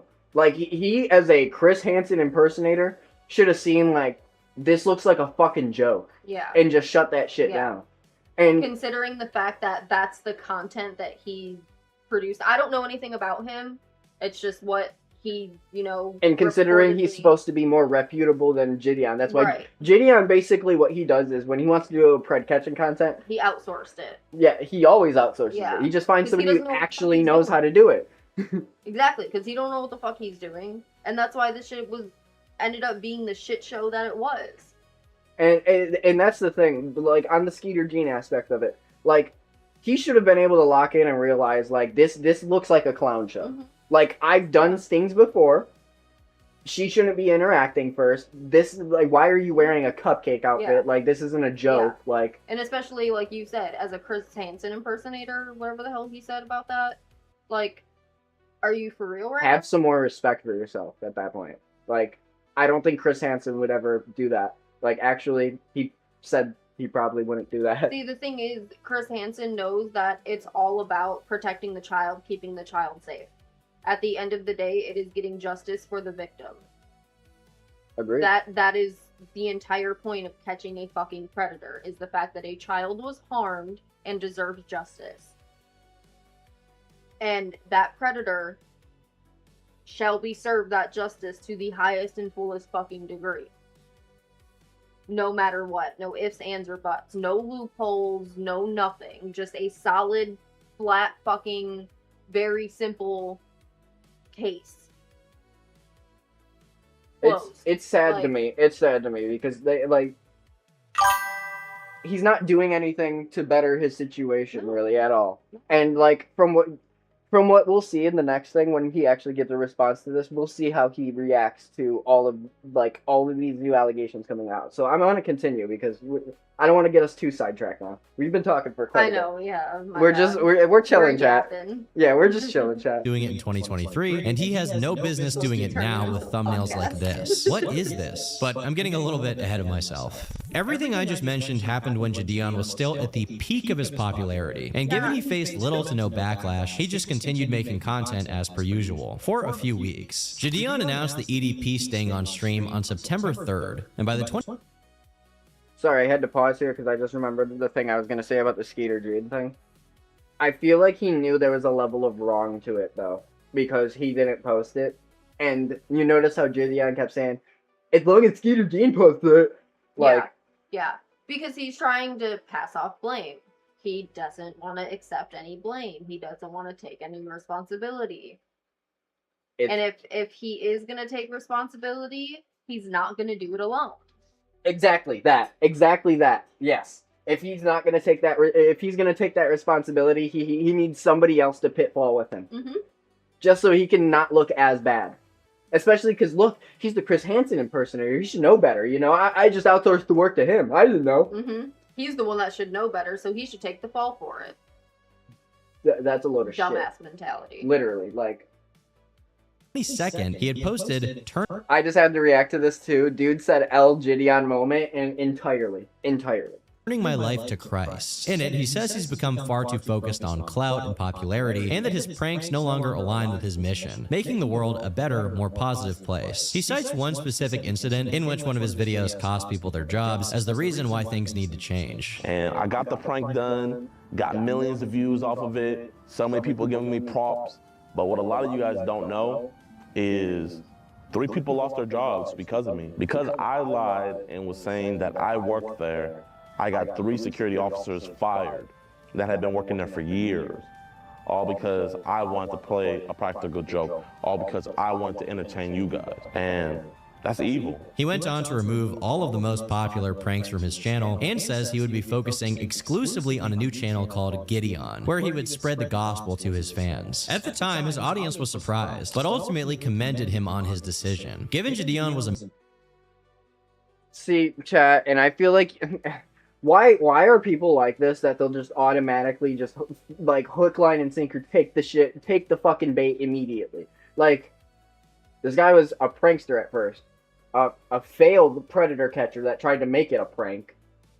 With the, like, most known and, like, the most willingly, like, does not have shit to lose predator. And now he's turning himself to God. See, my thing is, if you were turning to God and you were actually trying to repent for all of the fucking shit that you've done, that you know is bad, then you would have, you would have taken the time, instead of creating some bullshit story about how you're so upset and one of the things that led you to turn to God was how you got people fired. That's what you felt bad about. Now, genuinely, that is something to feel bad for, because people lost their jobs, they lost their income and livelihoods, and, you know, are failing to support their family because of this asshole. However, entirely, what you're forgetting to repent for, which is arguably one of the most heinous sins you can commit, is the fact that you played a part in a child predator. No, if I'm not mistaken, I believe he did do some type of apology, but he does shift a lot of the blame that he takes in this. And that's the thing. If you're gonna take accountability... Well, maybe it's not that. No, he denies a lot of shit. So it's hard to tell what is true and what's not because of that. Because you have one person saying this, one person saying this, and one person that's EDP saying the completely different fucking thing. Yeah. Like, don't get me wrong. I have respect for him for, you know, finding God and doing, you know, committing his life to the Lord. That's commendable, absolutely, in any regard. But at the same time, you aren't the type of person that's going to take full accountability for the shit that you've done. You're going to continue to shift the blame. More so than that, I don't think he's the type of person to take what he's saying about this religious belief seriously. Yeah. Yeah. I don't think he's actually going to actively put in the work to maintain that relationship. You're quite literally a jokester. That's your whole gag. So, like, saying that you're turning yourself to God, that seems like another joke. Well, yeah, but at the same time, look at us. I mean, you can be completely unserious and, you know, develop that faith at the same time. Like, there's not saying that, you know, he hasn't. No, it's just because of all these past situations, it seemed very disingenuous. Yeah. No, and that's exactly what it is. I completely agree with that. Massive YouTuber before he quit, he certainly had enough money that he could live a more low-key life and invest his time into his spirituality, but it didn't last long. It's been a minute, you know, it's been a minute. It's been a minute. There's no reason to talk about why I've been gone. You guys all know and stuff, but I know the real question is, why are you back, Jid, after all this time? I'm not gonna lie, Uncle Sam came around and your boy needs to start making that funny money. You know what I'm talking about? You know, I gotta start making that funny money. While he jokes that he's coming back for money. Don't say the name, but does he kind of sound like somebody we know?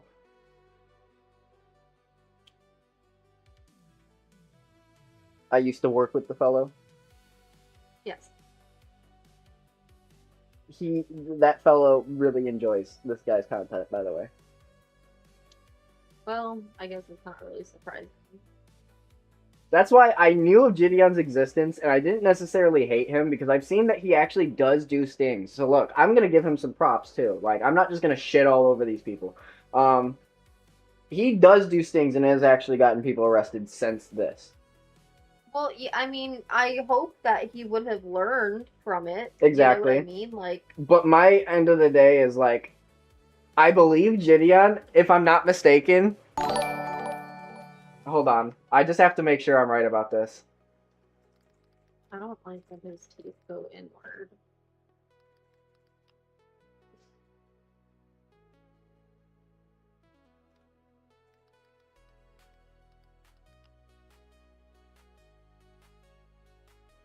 Where's that video? You're not gonna say. So there's a video, okay, of somebody needs to find this for me. Yo, weird question. Can you watch my vid? I'll check you out, man, for sure. But yeah, so look, so there's this video that exists, and I'm pretty sure it was Jideon that made it, right? And it was like they were in a sting, and as they catch the predator, freaking Ray Shamurd like busts out the window or door or something, and then just like sits the pred down and starts singing "No Type" to him. He's like, "You got a type," like, yeah, no, dead ass, like, that was the video. I'm pretty sure it was Jideon that did that too, like that was his sting.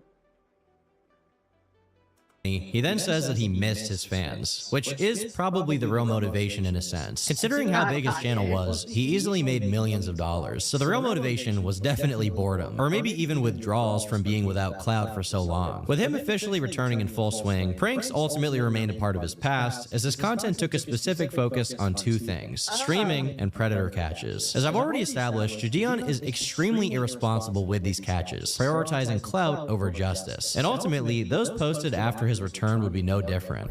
As early as March of 2025, people had been calling out Jideon for his habit of doxing and encouraging harassment towards law enforcement when he doesn't get the results he wants. Here on his community tab, he posts the face of a man that swore to protect his community before attaching a photo of the district attorney presiding over one of his stings. He also posted a photo of a plaque reading Prosecutor of the Year and what appears to be photos from a Facebook group where locals are saying that this DA supports predators. I'm all for calling out elected officials when necessary, but this isn't exactly the president or a senator. This is a member of the justice system who Jideon is encouraging harassment towards for not convicting someone in a sting he conducted. I'm sure this guy's plate is full of cases, but for some reason Jideon believes his YouTuber status means anything he investigates should be shoved to the front of the line. On July 4th of 2026, a small YouTuber named Himpleton released a video titled "Jideon Has Always Been Like This," where he details.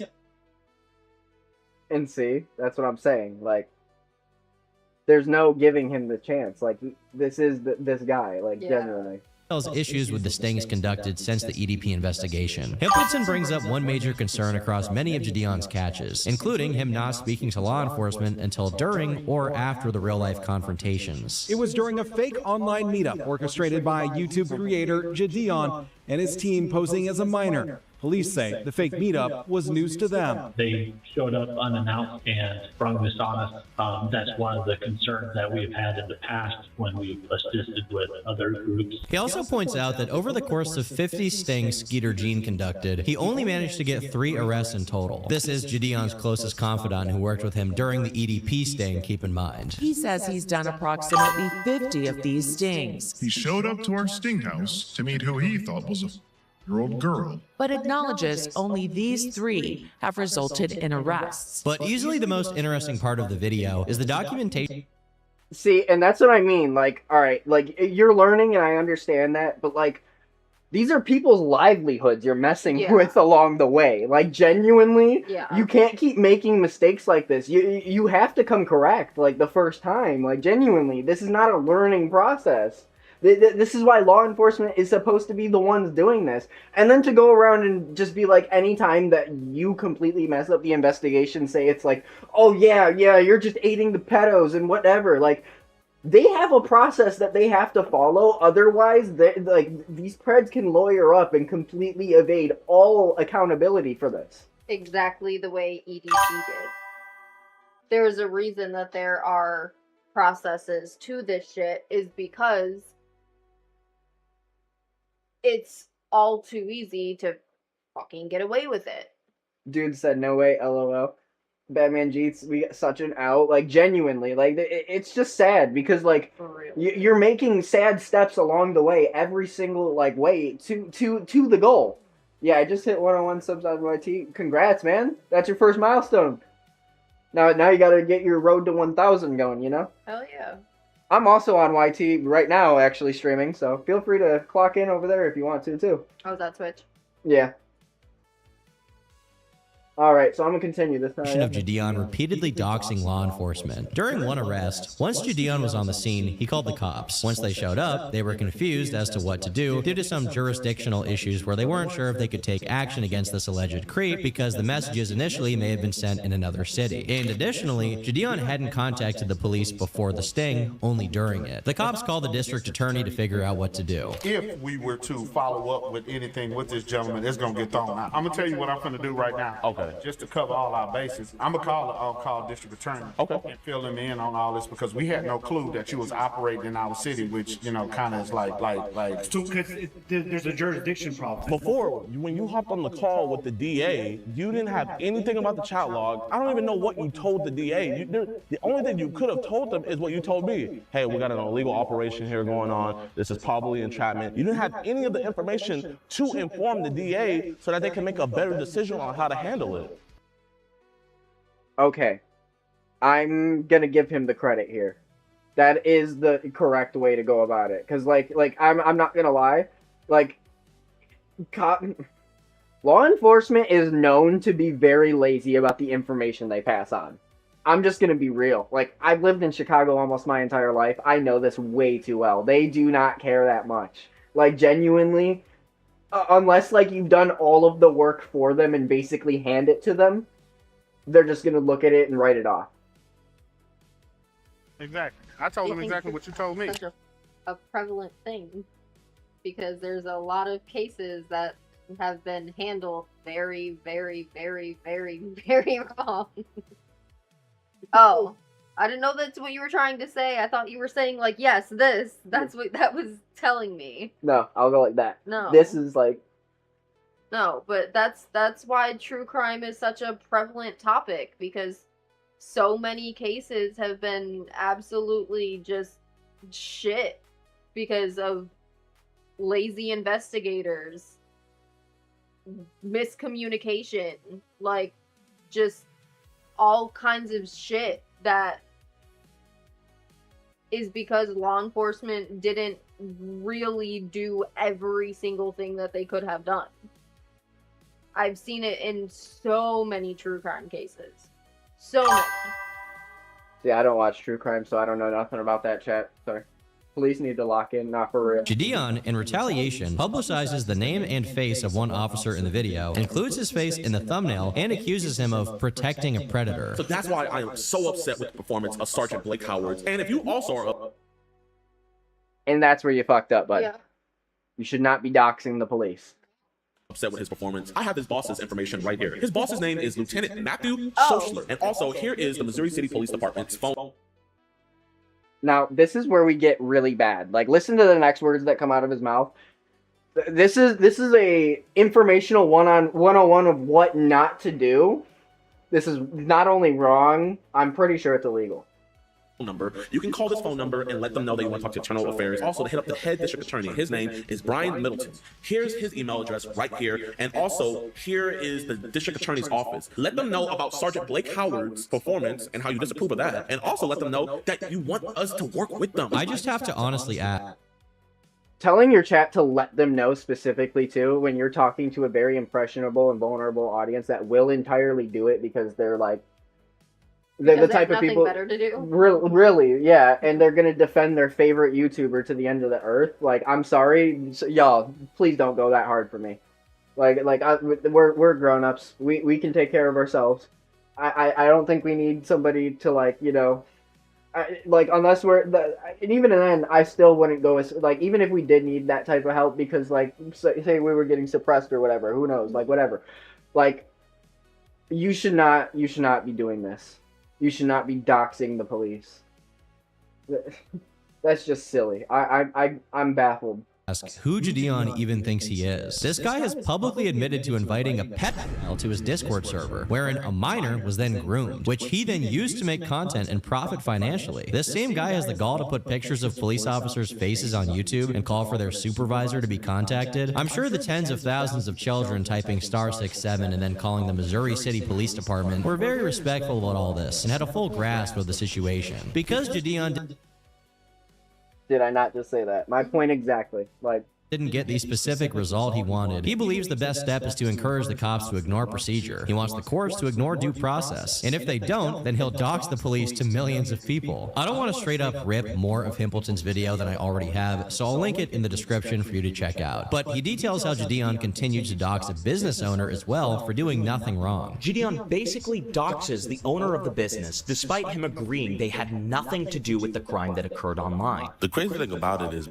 is the overseer and the director of the Volleyball Academy Club. And he was already caught up to speed on what was all going on. But he wasn't too happy that the parents were about to come outside and see this whole fiasco. So as the director and protector of children, he had to clean up the mess before the parents came out. I need you to remove yourself from the front. In the wake of the more recent controversy around Jideon, a post was made to Pay Money Wubby's subreddit, where the user describes how a city official was harassed as a result of his videos. I work high up in a city government where Jideon came through and pulled one of his famous stings and got into it with our police department. While he was not arrested or anything, sadly he did pick a fight with a supervisor at the police department and subsequently doxed him to his audience.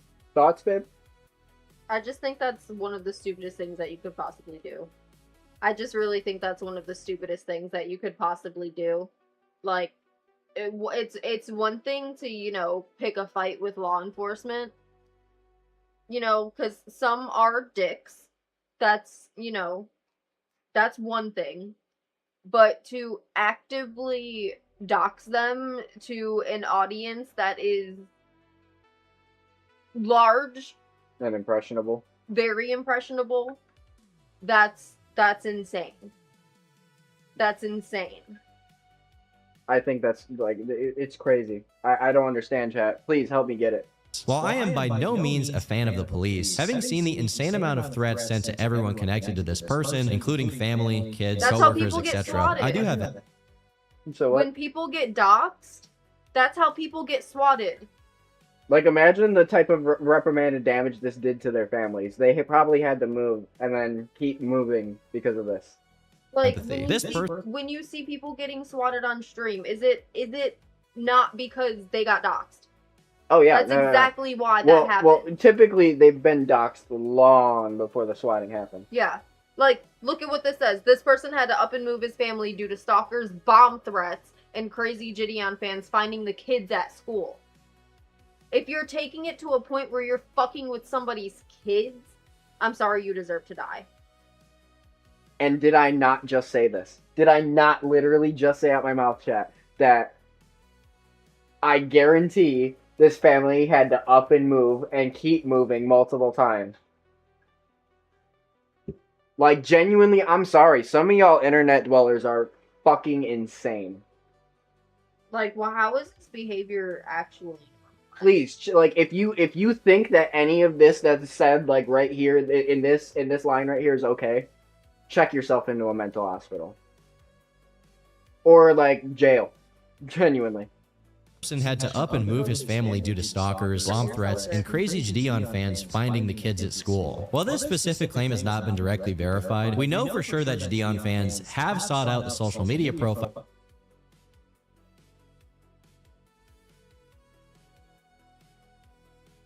Jonah Guzman, please shut the fuck up, you idiot. Of law enforcement to pester them, based purely on Jideon's expert understanding of U.S. legal code and nothing else. And that's a big part of it.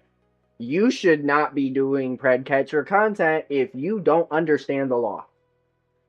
And every step of it, and how to ensure that your process follows the law. Because at that point, when he said this is an illegal operation, that first officer, he's right. It is. Yeah. Yeah.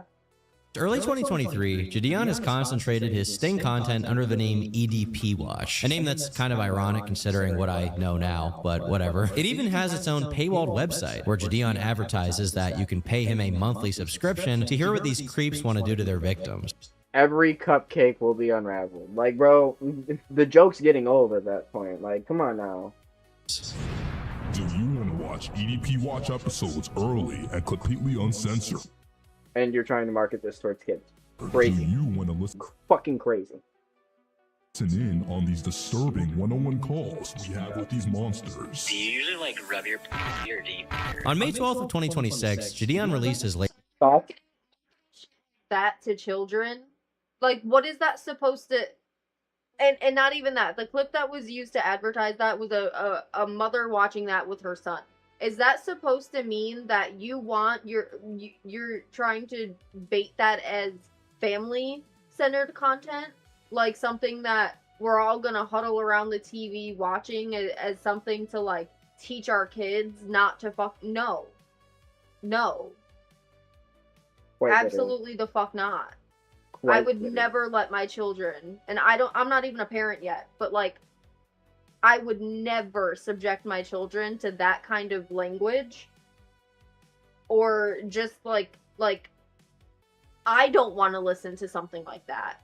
Because of how highly fucking disturbing that type of shit is. I sure as hell, like, I'm not even gonna lie, y'all kids are wilding. Y'all, like, you children out here are absolutely wilding.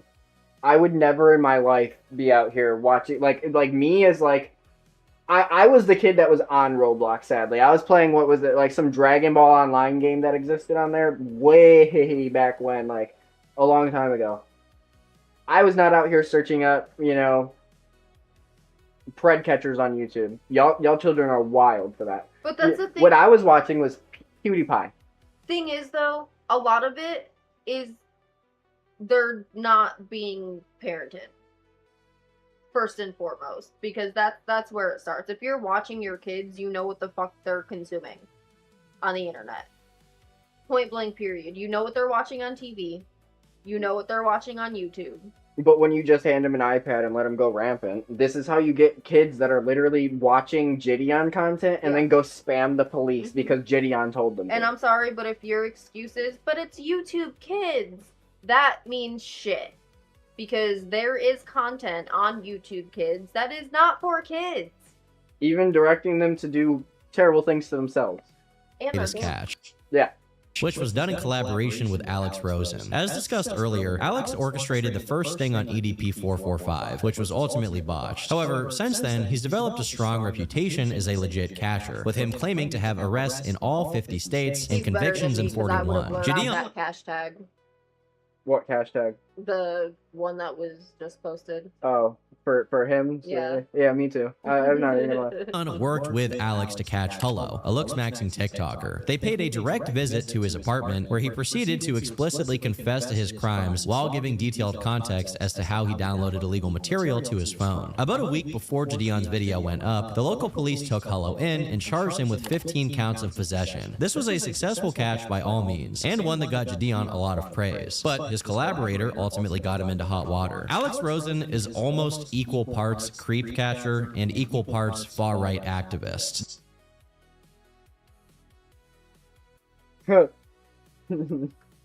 This is not and has never been a secret. I could list a ton of... I'm sorry, chat. I come from an age where, you know, this type of shit was just said in a lobby continuously, so, like, it rolls right off to me.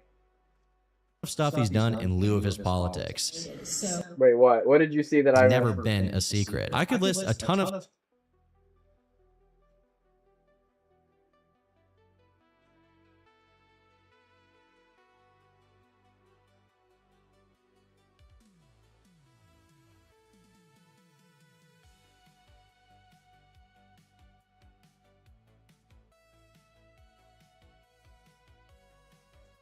No, under that now.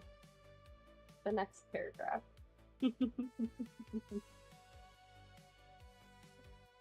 Yo, I'm not even gonna read that out loud, but read the second paragraph. The use of racial slurs. Read that, chat. Take a second to pause and read that. There's no way. Stuff he's done in lieu of his politics. So when you hear, ma'am, I have a question. So Pfizer has the biggest criminal fine in history. So how is it anti-science to not trust them? Jideon had to have known this and was willing to work with him despite it, because in his view, his work superseded his controversial stances. He knew about it vaguely. Okay, but I mean, like, I don't get it. Is just like being a right-winger just automatically bad now? I don't keep up with that shit. Sorry, y'all.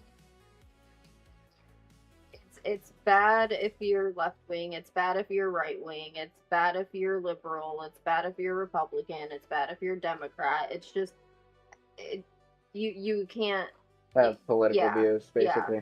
Type shit. I understand that. And realistically, if you're doing Fred catching content, you probably should just keep that away. Exactly. No matter what you do or say on either side. Now, if it was some shit that surfaced stuff from the past, like before your whole content, like realistically, I could care less. Like in my mind, like that's like realistically, society has changed so much over time, over multitudes of years, that like I look at the past and I still remember what the past was, so I don't fault them for that. Because everybody was doing that stuff. It was what's considered trendy. And if you're going to fault people for being trendy like that in the past, then fault yourself for being trendy like that now. I mean, I don't know. I grew up where politics didn't have such an effect on everything. Like, you couldn't walk out your door without, having some type of belief shoved up your fucking ass. Right, the clouds are being sprayed, and the crops, you can't even eat anything anymore, and this and that, like that. Like that was a good one. Like that one. As far back as 2022, in fact. Like, that's why they're good at their job, even though I think the dude that called him was like found out to be racist or something. Yeah, racist motherfucker. But like, then they deleted his channel too. Yeah, I'd rather, I'm glad YouTube got to him too, but like, I'd rather be out the streets than Well, if you're aware of Chud the Builder, then it's not a surprise that Alex supported him. Chud, real name. I will say though, knowing that Jideon is black, it is kind of wild that he just openly, but then again, and then to even say I'd rather defend than a little insane, not gonna lie, like, I don't think if I was in Jideon's position, I probably would have teamed up with Ro. I would have found somebody else. Yeah. Like, I'm just being real, but like, I guess at the same time, power to him or whatever. I don't know. I don't know. Dalton became infamous for streaming while calling black people the N-word to their face. Eventually, he ended up shooting someone. Some argue it was self-defense. Some, including the state, argue it was attempted murder. It's currently tied up in the courts. Alex Rosen argues that he was innocent, so much so that he donated $10,000 to Chud's legal defense fund. That's kind of crazy, because that's like what? His bail was like, what, 1 million or 100,000 or some shit? So he basically paid like a good like 10% of that. Yeah, because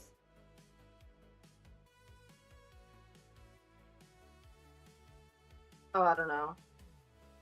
Is that like, is the 11, is that like the total that I'm assuming, yeah. So bro only had $1,213 to his name. Bro only had $1,200. Yeah, basically Alex Rosen made that man rich overnight. Encourage everyone to donate what they can if you care about free speech, he wrote. Given how controversial Chud the Builder is for the most obvious reasons, and the fact that Jideon has a lot of viewers who hate him, he started facing backlash for working with Alex. This mounted in Jideon posting a video announcing that this would be the end of their work together. But then he did something even a step beyond. He went and donated $10,000 to Chud the Builder's bond so that he can be back free on the street. And I just cannot tolerate that, and I do not respect that, and I have to make a stand. But as many people pointed out... So wait, like, I'm curious now. Did the people pay for Chud to get out of jail? Curious thought. Now, this response is extremely disingenuous. Alex Rosen is not just some casual right-wing dude. He's been openly far-right for his entire career. Jideon frames it like he was naive in choosing to hang out with Alex because he thought he would change. Now, also, I want to take accountability. Now, a lot of people are calling me out saying, Jideon, you knew he was like this before you even met him, and you still decided to associate yourself with him. And I have to admit, I did. You know, I am the person to where I naively believe that people can be better. But what reason would he have to believe that? You can't say fucking live stream. It's dude. They're gonna get offended and report us. Oh, you right. What is wrong with you? I'm not saying he can't be friends with Yikes. Yeah, that's a big L. Alex Rosen or do work with him. I don't care. One time I met Alex Rosen in real life and ate barbecue with him. He covered me in olive oil, rolled me around in breadcrumbs, and tickled my tummy. True story. The reason Jideon kept working with Alex is because he did all the hard work. What the hell was that about, Turkey Tom? Like, what the fuck? What the fuck? This clip's gonna go fucking hard. Oh, bro.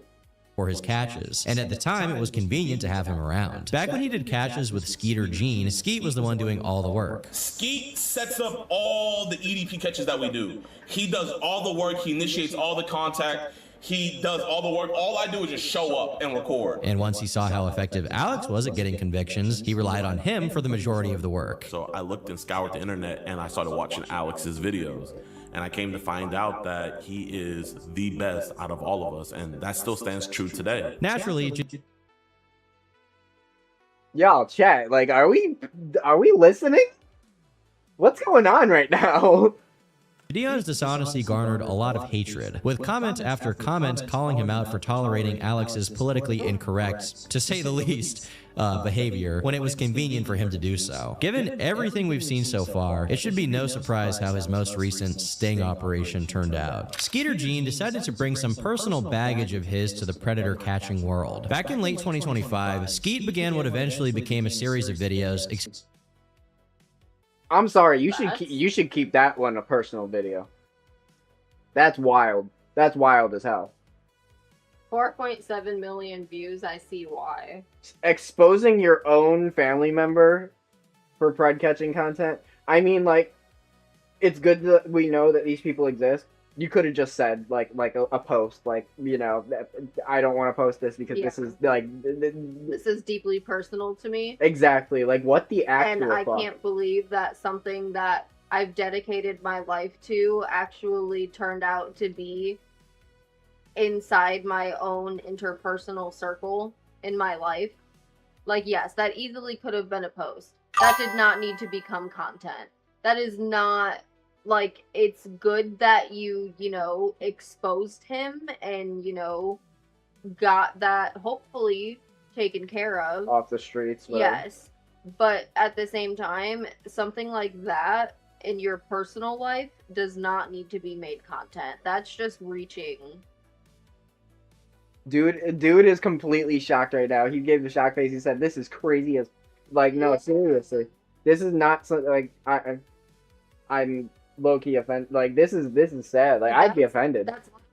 It's a double-edged sword, because yes, it's good that you got him off the streets, but at the same time, that's not something that should have been made content. That's not something that you should have profited off of. This is the type of shit that I mean when I say, like, the whole it's for views. Like, bro, you really need to stop that shit. Exclusively focused on his uncle Joe, who he accused of financially exploiting as well as physically harming multiple elderly family members. Because this has been going on for some time. No, I don't owe you an explanation for I mean, are you just gonna act like an immature baby the whole time, like every time I try to talk to you? I also don't have to talk to you. Well, I understand you. These videos got millions and millions of views for Skeet, and Jideon, being the God-fearing man he is, knew he needed to be involved. And in the lead up to his arrest, Jideon had been doing a series of streams on Kick. And that's where we get into a bigger problem. Why is Jideon getting involved in your personal family affairs? Yeah. Because I'm sorry, at that point, and that's the thing. Clearly there was more than one video that was made, so you've seen that you could profit off of it, and then continued to profit off of it. And then continued. Instead of just taking care of it and making that shit a private thing within your family. And I'm not sympathizing with his uncle by any means. Don't fucking think that I am, chat. I could give a fuck less. My point is, that's not something that should be profited off of. That's embarrassing for your entire family. Yes. Yes, because now you're subjecting your family, and yeah, sure, you can blur out whatever you want to, but at the end of the day, your family now knows that their personal business is now on the internet, because now your family's friends, knowing that you are related to them, now know that there is a predator in that family, and their outside people are now more likely to disconnect from them because of that. And, like, here's the thing. It's good that you got him caught, and you could have told your family so that they could have gave you the praise. Like, hey, good for you for actually stopping this bad stuff. But, like, now doing it so publicly and, like, ridiculing, ultimately, your family in order to make a profit, you've now put yourself in a position where, like, if I was your family member, like, I wouldn't want to be around you simply for the fact that you might use me for content. Mm-hmm. Regardless of what my purpose would be, like, I don't want to be part of that. I don't want to be part of, you know, Jideon's failed operations time and time again, where he has to explain why everything is so fucked. Like, I don't want to be part of, you know, Skeeter Jean's little family, but, like, there's none of that. Like, realistically, you've seen how quick everybody was to move out the way of the camera, right? Like, I would be too. Like, I'm not trying to get Knifeface involved in all of this. And then on top of that, when you get this person doxxed and you put them in jail, they're going to go search in their jail records, find their full government name. Now they're going to find all of your relatives.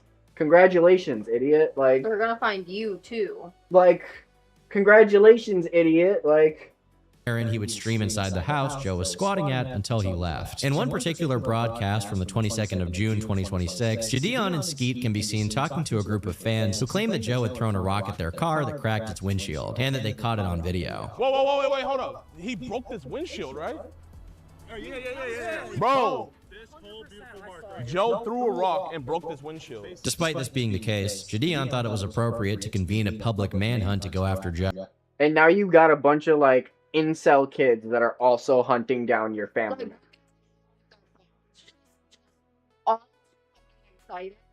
To be part of something that they know nothing about. And you've publicized your family drama for this. That's sick, bro. Like, and it's like, they're not going to have the same respect for any of your family members.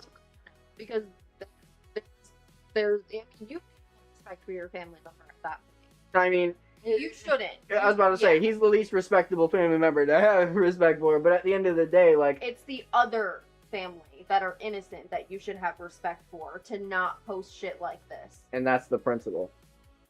Without a care in the world for the fact that whenever groups of his fans turned up, many of them were teenagers. Immediately following a moment where he briefly meets a couple of these teenage fans, he's told that Joe is hanging out at the local McDonald's. Yo, someone just said that he's at McDonald's. Of course he is. I could have told you that. Can you go swing by? Then he proceeds to use this information in the wisest way possible. He tells 3 of what looks like teenagers on bikes to do recon and see if Joe is really there. This is just as bad as the whole Kayla situation. Literally. To go see if a predator is at a location. What the fuck is wrong? What the fuck in your mind makes you think that that is like you couldn't go there your fucking self? This is the same predator that just threw a rock at this kid's windshield. Mind you.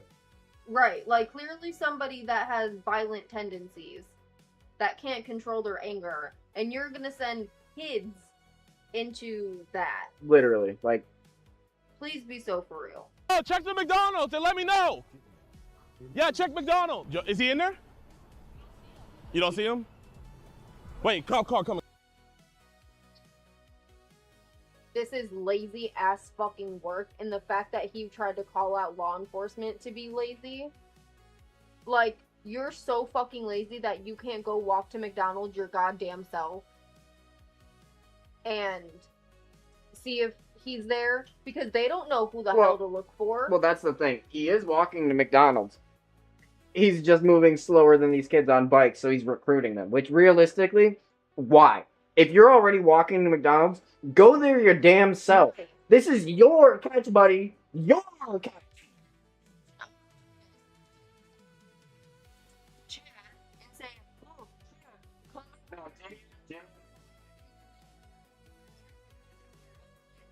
Jideon is not the opportunist. That was the Kayla.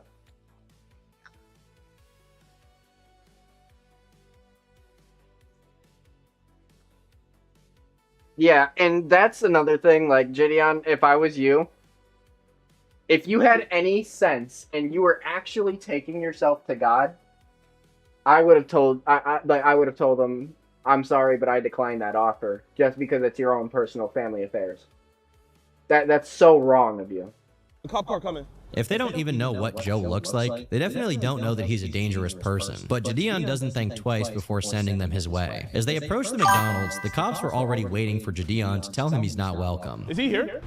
Doesn't matter where he's at. McDonald's does not want you on the property. You guys have to leave your... Those poor kids, man. Nico Cold said, yeah, LOL. So these poor kids, man. What if something happened to them for real? Like, no, genuinely. Like, this is... God, this is so sick. And, like, I love how the police look. Notice how the police literally went straight to him and started saying some, No, yeah, sorry. Oh, wait. Everything's fine. Sorry. But yeah, no, I love how the police literally went up to him and basically were like, you know, you gotta leave. Like, listen. He's not welcome. Is he here? Doesn't matter where he's at. McDonald's does not want you on the property. You guys have to leave your... Who's you guys? Can you be more specific? You. So they said these people? Him, yes. You guys cannot be on the property. Hey, do you guys want some McDonald's? Y'all want to go inside real quick? So directly ignoring to follow an order given to you by law enforcement. Where the fuck's that gonna get you, bud? Where's that gonna get you? That is the, like, genuine ultimate act of stupidity. And I understand. He literally just told you, you, and you go, hey, y'all want to get some McDonald's? No, no, the part that got me fucked up, it wasn't that he asked if y'all want McDonald's. It was the fact that he said, do you want to go inside? Let's go inside. Like, so even suggesting that. Like, look at the cop's face. He's literally looking at the cameraman like, I wish you fucking would right now. Like, did he deadass just say this shit? Dude said, you gotta be kidding. LOL. Like, bro, you cannot make this stuff up. Seriously. Yeah. The cop tries to explain to Jideon that him being prevented from entering the McDonald's has nothing to do with protecting Joe, but of course it falls on deaf ears, as Jideon employs the tried and true strategy of accusing the cop of protecting a criminal. Okay. You're gonna be arrested for trespassing if you go in there. Bro, you don't have it, no. My wife had to notice the grackle in the background. Those things, I swear to God, if you're unfamiliar with what they are, they sound like a squeaky door every time they're nearby. You literally, it sounds like the opening to, hey, Pierre, you want to come out here? No offense, officer, but, like, do you genuinely have nothing better to do? Like, do you have anything better to do? Officer, you're actually, like, supposed to protect and serve. All right, get off the property. You guys are going to be arrested for trespassing. Okay, we'll leave the property, but, like, I'm just trying to figure out, do you have anything better to do? Because this is like a... Yeah, they told you earlier that they don't want you guys on the property, so you guys got to leave. Because you've been camping out there for, like, 20 minutes, wasting taxpayer dollars. I'm there for about 5. You guys need to leave. Why? It's crazy how you don't arrest a squatter. That's crazy. Jideon truly believes that whenever he's going after a bad person, he can simply do no wrong, and is thereby allowed to The fact that he said, it's crazy how you don't arrest a squatter, what does that have anything to do with anything? Again, not taking accountability. Just getting mad because you are told not to fucking do something because you're causing a disturbance. You're making people uncomfortable because not only are you drawing attention to that McDonald's, but you're drawing attention to the innocent people that are just trying to have a fucking meal. Not only that, you're harassing children at the same fucking time. I think the biggest perspective to look at this with too is you got to remember when cops are dealing with crowd like two groups of malignant people, right? They're gonna look at the much larger crowd as the problem first because you're a lot more likely to get rowdy, and because one goes off, another one goes off, and then you got a chain reaction. So getting you the fuck out of there is a much bigger problem than getting one single person out of there. Because realistically, it's a lot easier to take down one person who looks like they're basically homeless than it is to take down a successful YouTuber who has thousands of dollars plus employs children to enact violence on police. Which, by the way, children basically get off scot-free in the law's eyes, which I think is asinine. Like, children should be held accountable in the law, even on the first attempt. I'm just gonna say, and this is from somebody who's been in situations like that. I really think it's more so you're gonna have to do a lot more work to control a crowd with intentions to potentially do something bad. That's what I'm getting at. It's their actions currently are being described as a manhunt. So yeah, it's a mob action. Yeah, yeah, correct. So that's a lot harder to maintain and control. So of course they're gonna, take action to that before somebody that's a squatter, more than likely just a homeless person minding their own business, just chilling at the McDonald's. I'm not gonna lie though, chat, like genuinely,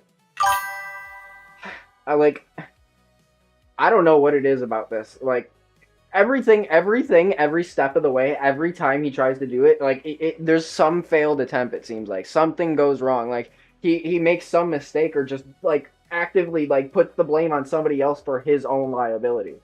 And that's why I've grown to not like Jideon much, like, because I look at it through a lens, and I'm not just gonna look at it at face value and be like, oh yeah, W head catch. No, like, let's look at everything. You failed so many times and hurt so many people's lives along the way. This is not okay. And then on top of that, you're endangering children in the process. Convenience or hurt anybody who stands in his path. If this situation hadn't ended in Jideon's arrest, he probably would have doxed this police officer and begged his fans to call his supervisor. Instead, the police officer arrested him.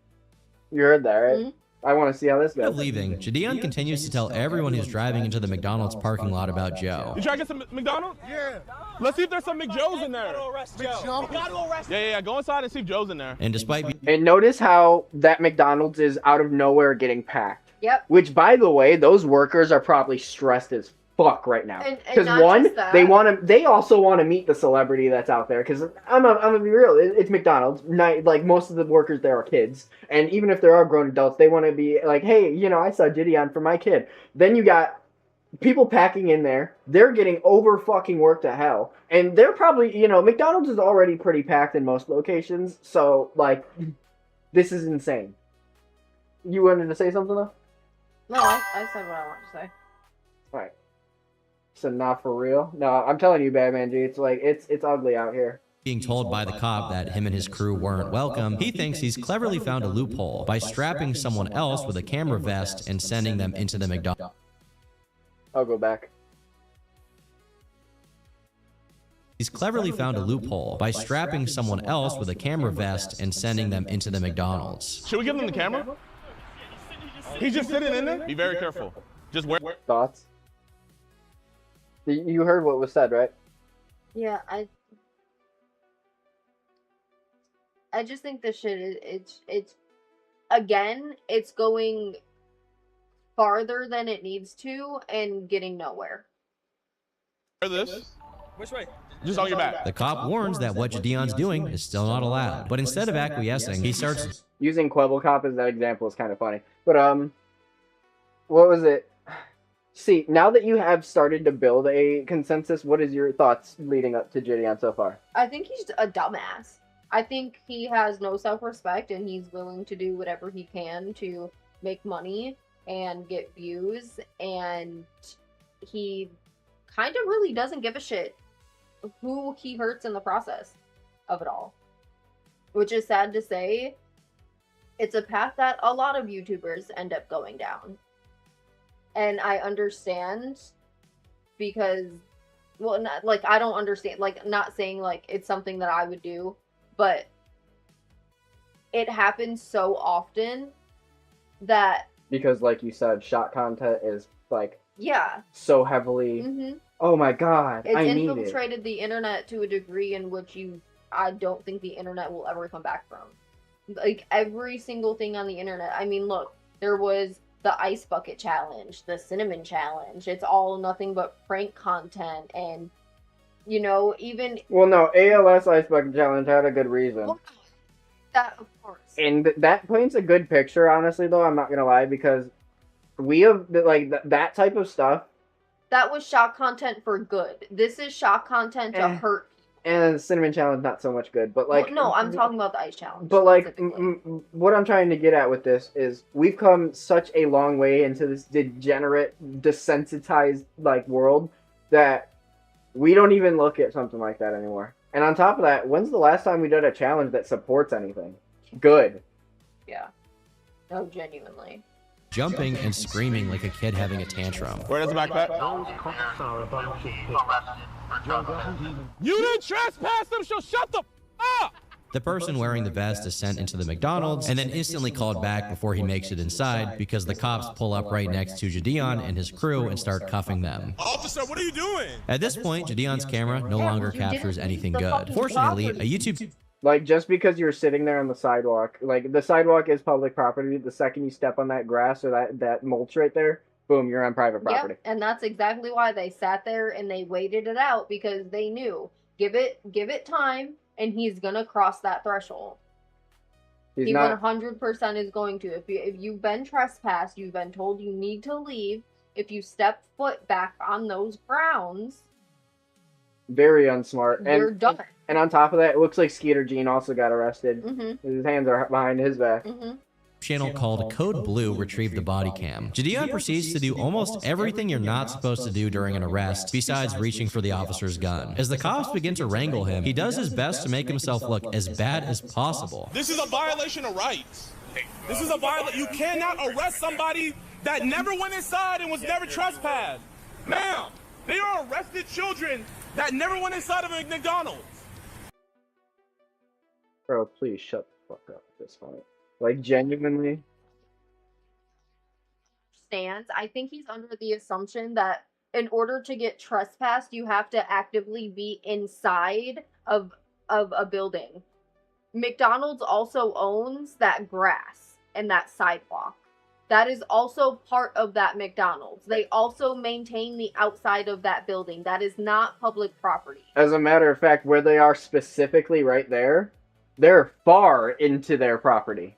Like, the sidewalk is, like, here, I'll show you with the mouth. This is the sidewalk that's considered public property. Correct. This is McDonald's. private. Yeah, that's privately owned. That lot is privately owned. Call the DA and see how fast that gets dropped, you fucking dumbasses. What's funny to me is how quickly he starts pulling out the... What is with him? Why does he think that he knows the law, that he thinks he can just call upon every single DA to exist? Like, he thinks he's immune. This is... He thinks see, that this is a different... Hold on, I'm sorry. Let me get... There's two sides of this. You got the EDP side where he doesn't get caught, actually, and these botched things allow him to think that he's, like, above the law. And then you have people like Jideon, who, because the fame goes so much into their head, they genuinely believe that they have, like, a hold over the rights in law enforcement themselves. Children card when the cops are arresting them, but he clearly didn't mind that they were kids when he was telling them to disobey law enforcement and enter a McDonald's to record an insane, violent squatter. Or when he told children, you know, to ride up on a known creep. Just saying. As reality sets in, Jideon tries to tell the cops the charges won't stick because he's a multi-millionaire. Do you guys really think this is gonna stick? Sure, we have a... Do you want to waste your DA's time? I am a multi-millionaire. I promise you, I can take this as far as you want. My point exactly. See, and my thing is, if you were a multi-millionaire, why did you go find God, but then come back to make prank content? You were broke. You're not a multi-millionaire. Multi-millionaires don't go broke like that. And not to mention, he literally said Uncle Sam came a knocking, like... We all know what that means. Get out of here, bud. And if you don't, Google's free. Officer, you will be in a deposition and you will be arrested. When this fails, Telling an officer they're going to be in a deposition when you're not in any place of power over them is insane work. Oh, that was recent. That was in June of this year. That was only a couple months ago. Dang. L-Mans. he resorts to his final, most devious and ingenious master plan, saying he is so Rubenesque, so portly, in such a calorie surplus that the officer is hurting him by putting him in the squad car. Get your foot in. I can't even fit in here. Get your foot in. Officer, I can't even fit in. Get your foot in. How are you going to arrest somebody that never even went on the property? You're under arrest for being disorderly, not for being on the property. Put your foot in. I don't like that. If the officers of the law are going to charge him with trespassing, you better stick to that, not just switch it to disorderly once he starts acting disorderly.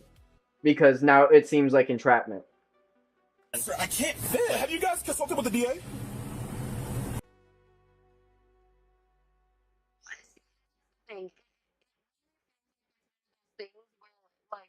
Like people will take and just overuse them.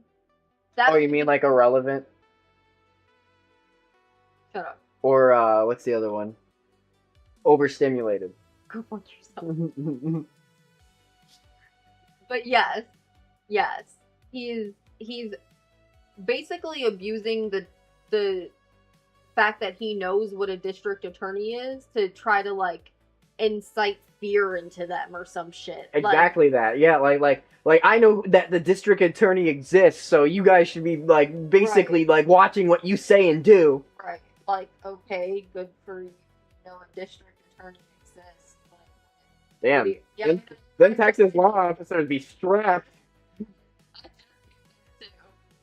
Honestly, that's exactly why I feel like he's even more idiotic for doing basically like how Turkey Tom said, everything but grabbing his gun. Because like, bro, even like, were you even smart enough to know that that man had that in there? Had you kept acting disorderly? Like, you're inciting a mob. Like, bro, it could have came down to that at that point.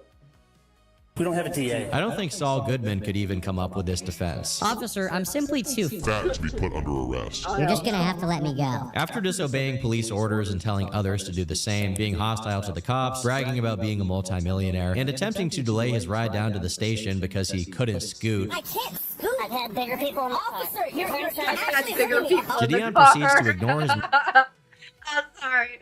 That cop's funny as fuck for that. That cop is funny as fuck for that. Hey, that cop made content of his own with that one.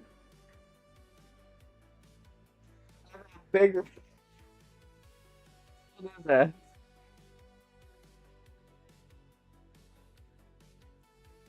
Miranda writes,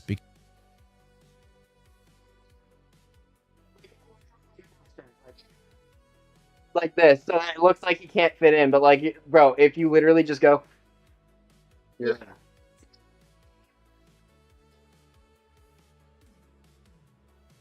Like, this is a joke. Because he literally doesn't stop speaking for 1 second as the cops take him to processing.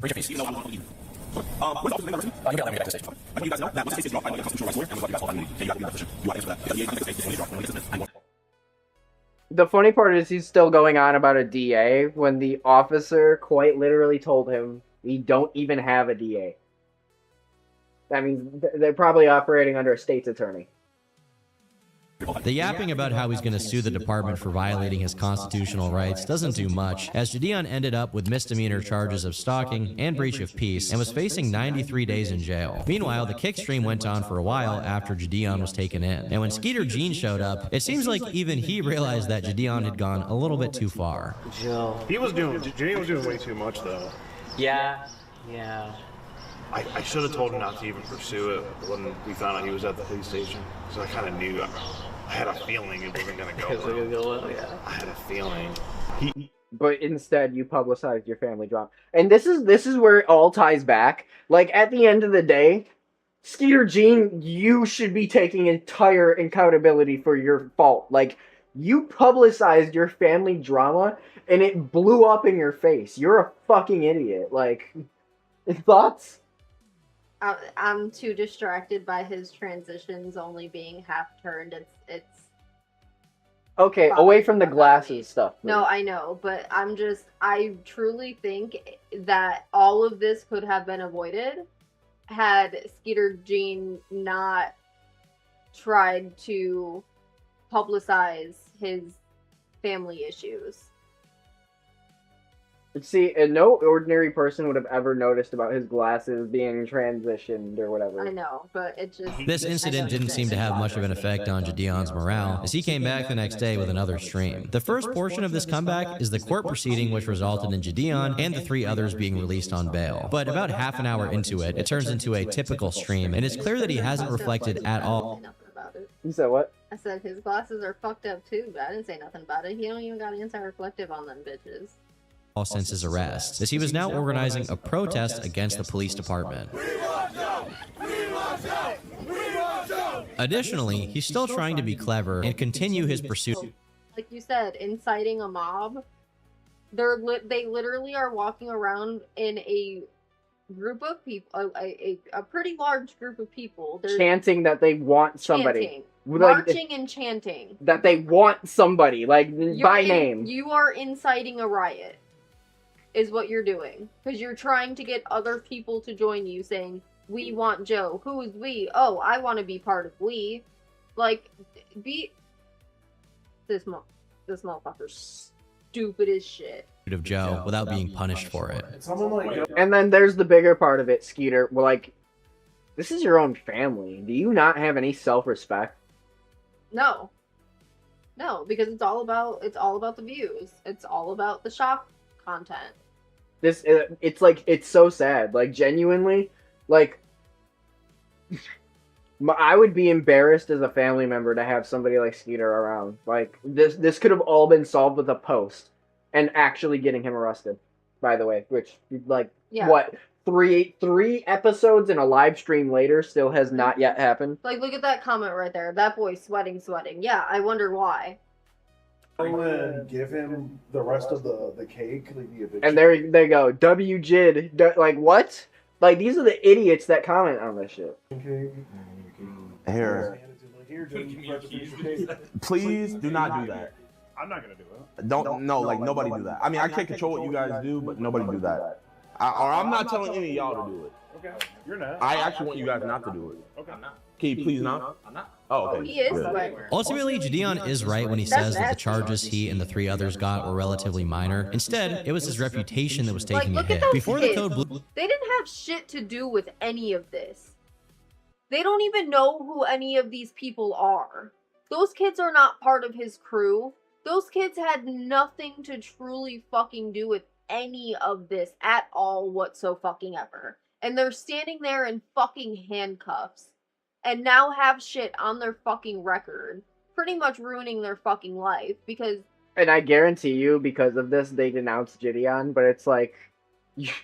At the same time, you were stupid enough to follow him to begin with. Like, I'm sorry. Like, this is follower mentality, though. Like, I'm sorry. Chat, I implore you to be a leader yourself. I will always. Genuinely. Please, chat, have a mind of your own. Have your own thoughts and goals and ambitions and achieve them. And if your thoughts and goals and your ideas clash with mine, feel free to let me know in the chat what you think. He's not? I'm not. Oh, okay. Good. Ultimately, Jideon is right when he says that the charges he and the 3 others got were relatively minor. Instead, it was his reputation that was taking a hit. Before the Code Blue video that highlighted all of his worst moments, his own chat was already cooking him. Going back into what I was saying, yes, those charges are relatively minor, but at the same time, it's minor because he's an adult. Those are kids. While they're applying for colleges and shit, stalking charges don't fucking look good to a college.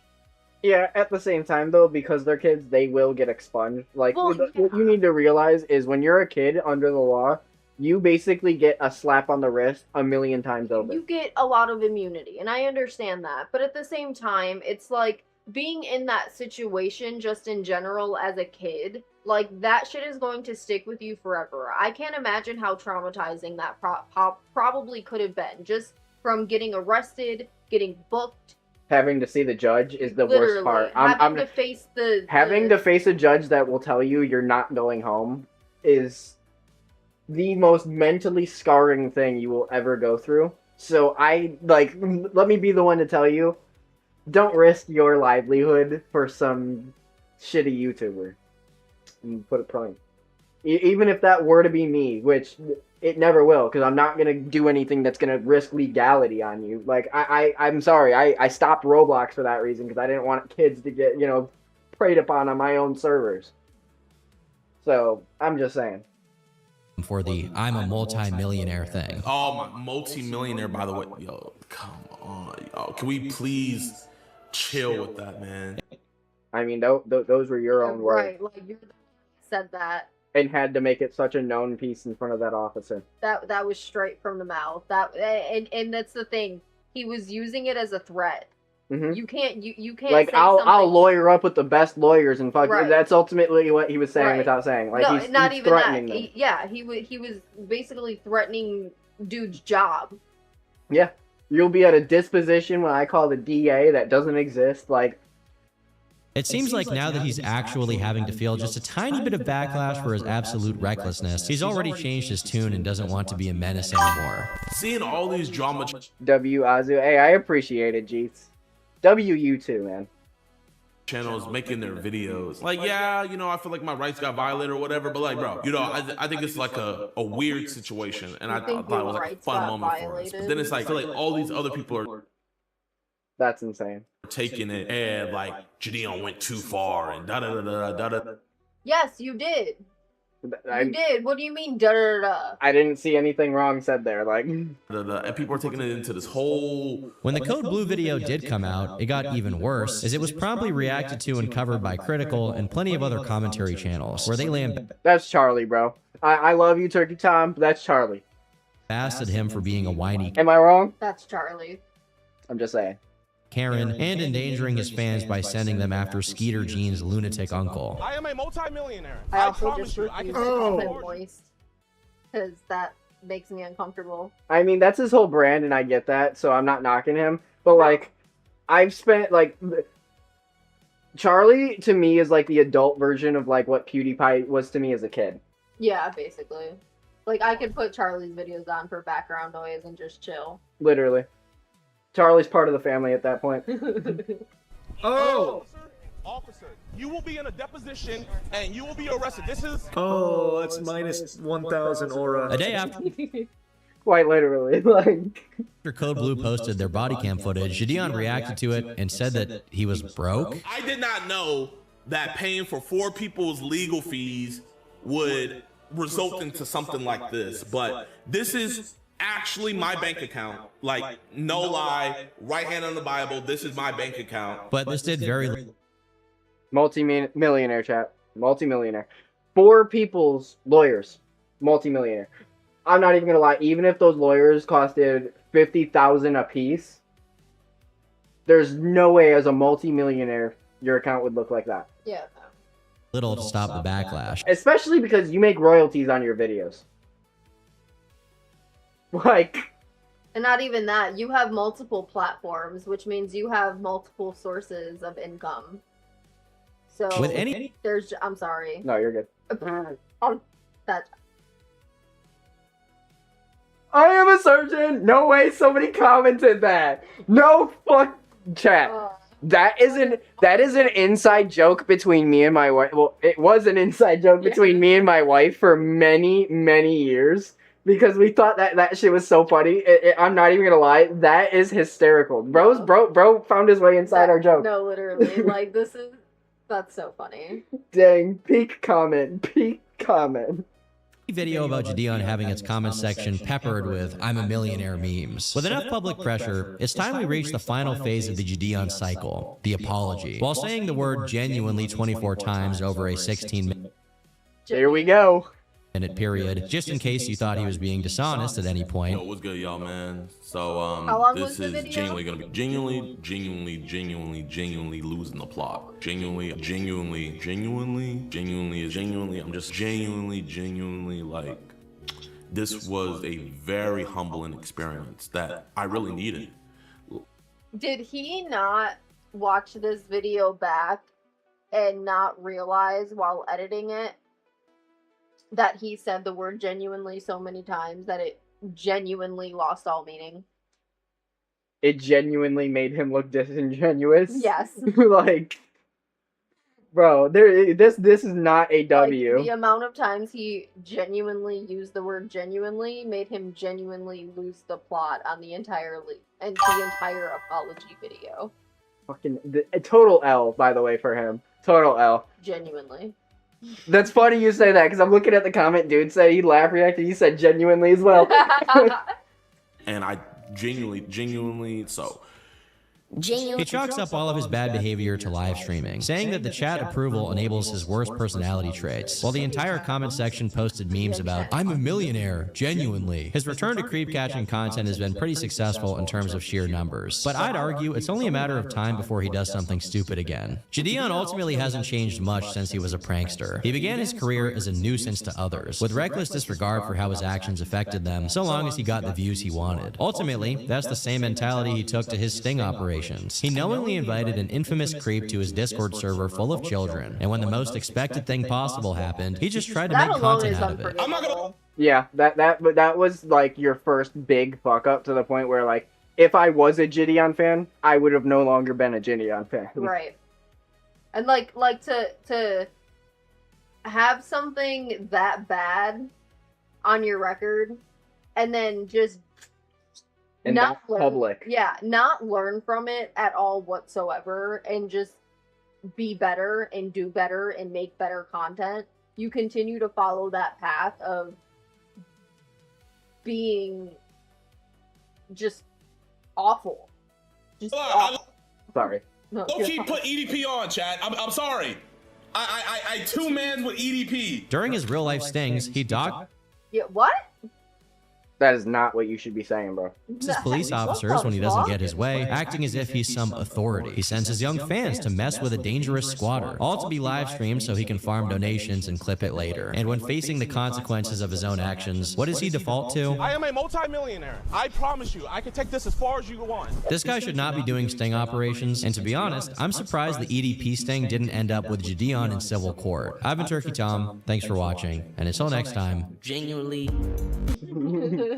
Now, one last thing. I'm just going to show you his, what is it? Not reaction, response.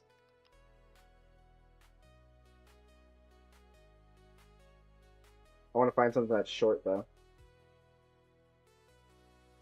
Oh, this is a month ago. Jideon has It's got to be this one, then. We'll get things started here. The very first point that he brings up, and he tries to tackle everything that is brought up against him here, is the fact that the timeline of events of how Kayla ended up getting introduced to EDP is incorrect. He fully believed that EDP had found her Instagram where he had DM'd her through her Discord, but in the documentary, she made it clear that the timeline was she got a message from him on Instagram, and then later, EDP had been invited by Jideon onto his own Discord server. I had already pointed that issue out in my first video, where I also kind of pointed out that Kayla is quite an unreliable narrator in her situation, but more on that later on in this video. Now, I know I'm glad somebody else noticed. Literally just covered this, but it's important for you guys that... You want to know what's funny?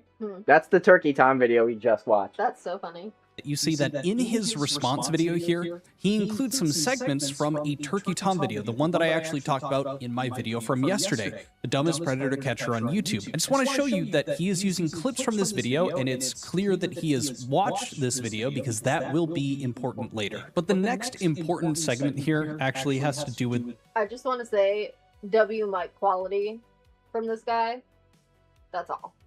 The W Turkey Tom too, getting noticed out there because you caught Jideon up in his BS. W Turkey Tom. Message that she was showing screenshots of EDP messaging her first, and there's a bit of an issue with how it's cropped and that it looks a bit suspicious, and I would agree with Jideon in this situation here. So one of the members in my Discord said send a screenshot, and for some reason Kayla says I'll send one real zoomed in for you, and she zooms it in only on the sup that he said. And to show that this really is him, when she showed us the messages, as you guys can see, EDP said sup. Now, I am going to be real. I do not 100% know if anything was said before that sup. I am going...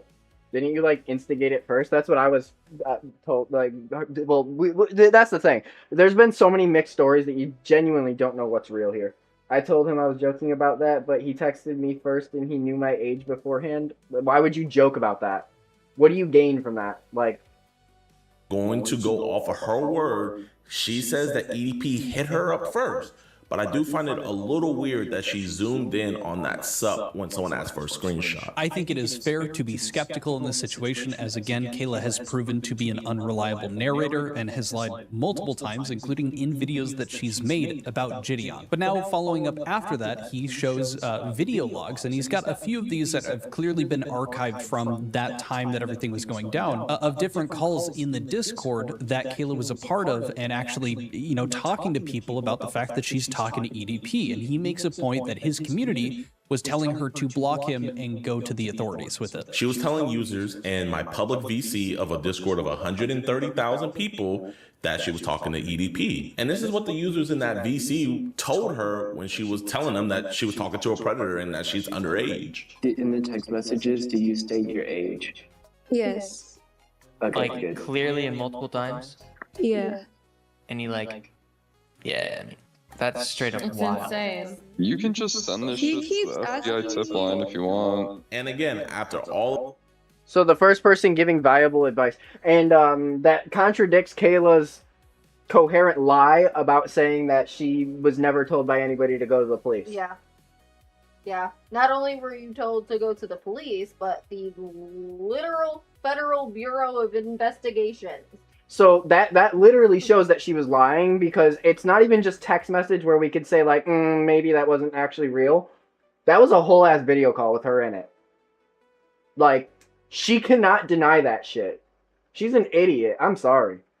All these people told her that she should stop talking with him and go to law enforcement. She just never responded to them. I mean, what are you gonna do from here? You're gonna like Notice the melody, by the way? Yeah, I know that. Call the police? Yeah, but I guess I'm trying to get more evidence though, and then I need to get like, I don't know. It's crazy that she don't know what she's talking about. Yeah, she had no idea where she was going with No, it. not even that. She had no intention of going to the police. I'm gonna get more evidence, and I don't. It starts to seem like the sugar daddy situation you made the out. fact that she just trails off instead of saying, no, I'm actually just trying to get more evidence, and I'm trying to get him to say something actually incriminating, and then I'm gonna take it that step further. Now, remember what you said a couple days ago about her? What? Yeah, I'm gonna you know Retract? Yeah. You retract all that? Yeah. Yeah, I mean, so views about her now. I do still think that at the time there was that like dumb teenager naive thinking. I will give her that, but at the same time there was definitely a part of you that knew what you were doing. There's multiple people now that are telling you that this is wrong, that you should go to the police, and you're still interacting. And like, from the messages that EDP sending her, he literally stated in one of those messages, I love it when you call me daddy. Why are you doing that? Yeah, I peeped that too. And I did peep that too. And that's also what's leading me to think that this is some type of sugar daddy, sugar baby type of situation going on here, because it's known that EDP had a lot lot of money. I mean, he had guns, yeah, like a wazoo. That shit's not cheap.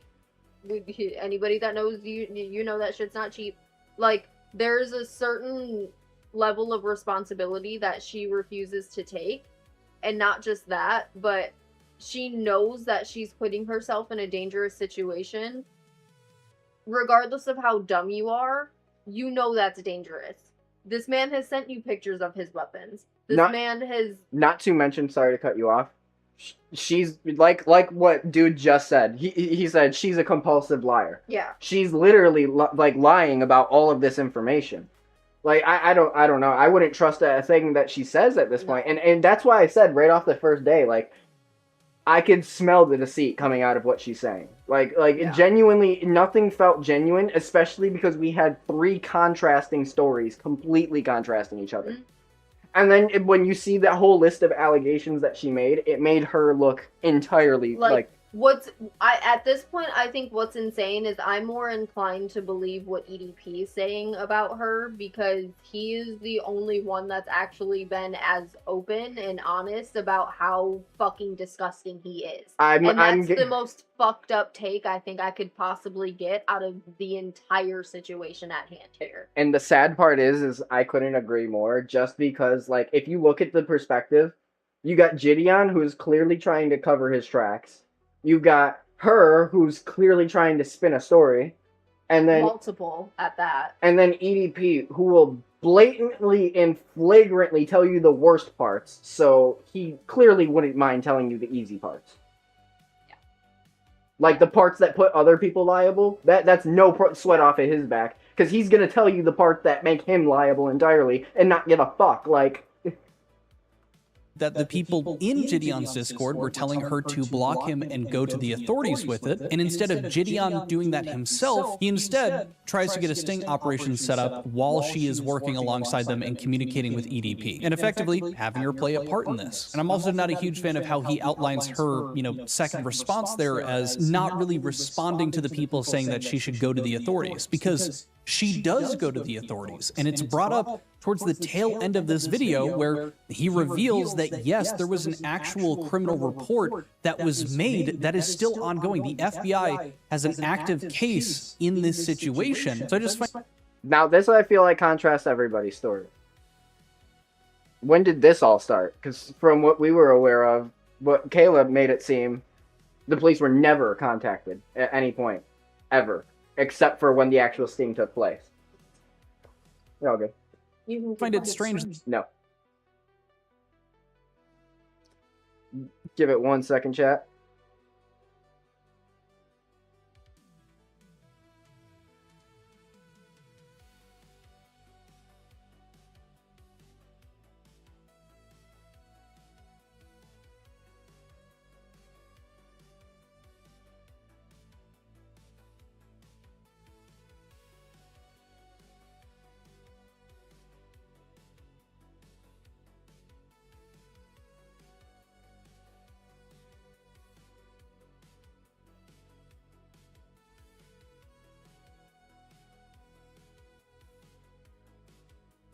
Alright, my wife should be coming back in just a minute.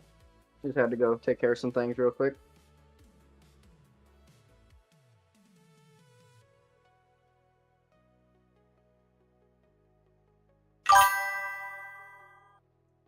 Said if she just went to the feds to begin with, nobody would... Yeah, if she just went to the feds to begin with, nobody would be in the situation for real. Like, this... Wait, what happened? So, Badman G said if she just went to the feds to begin with, nobody would be in the situation. Like, realistically, yeah, but at the same time, here's where I'm getting weird with it, okay? Because, like, realistically speaking, yes, that's correct, but I feel like she's the one that initiated the contact, which is why she's hiding the screenshot.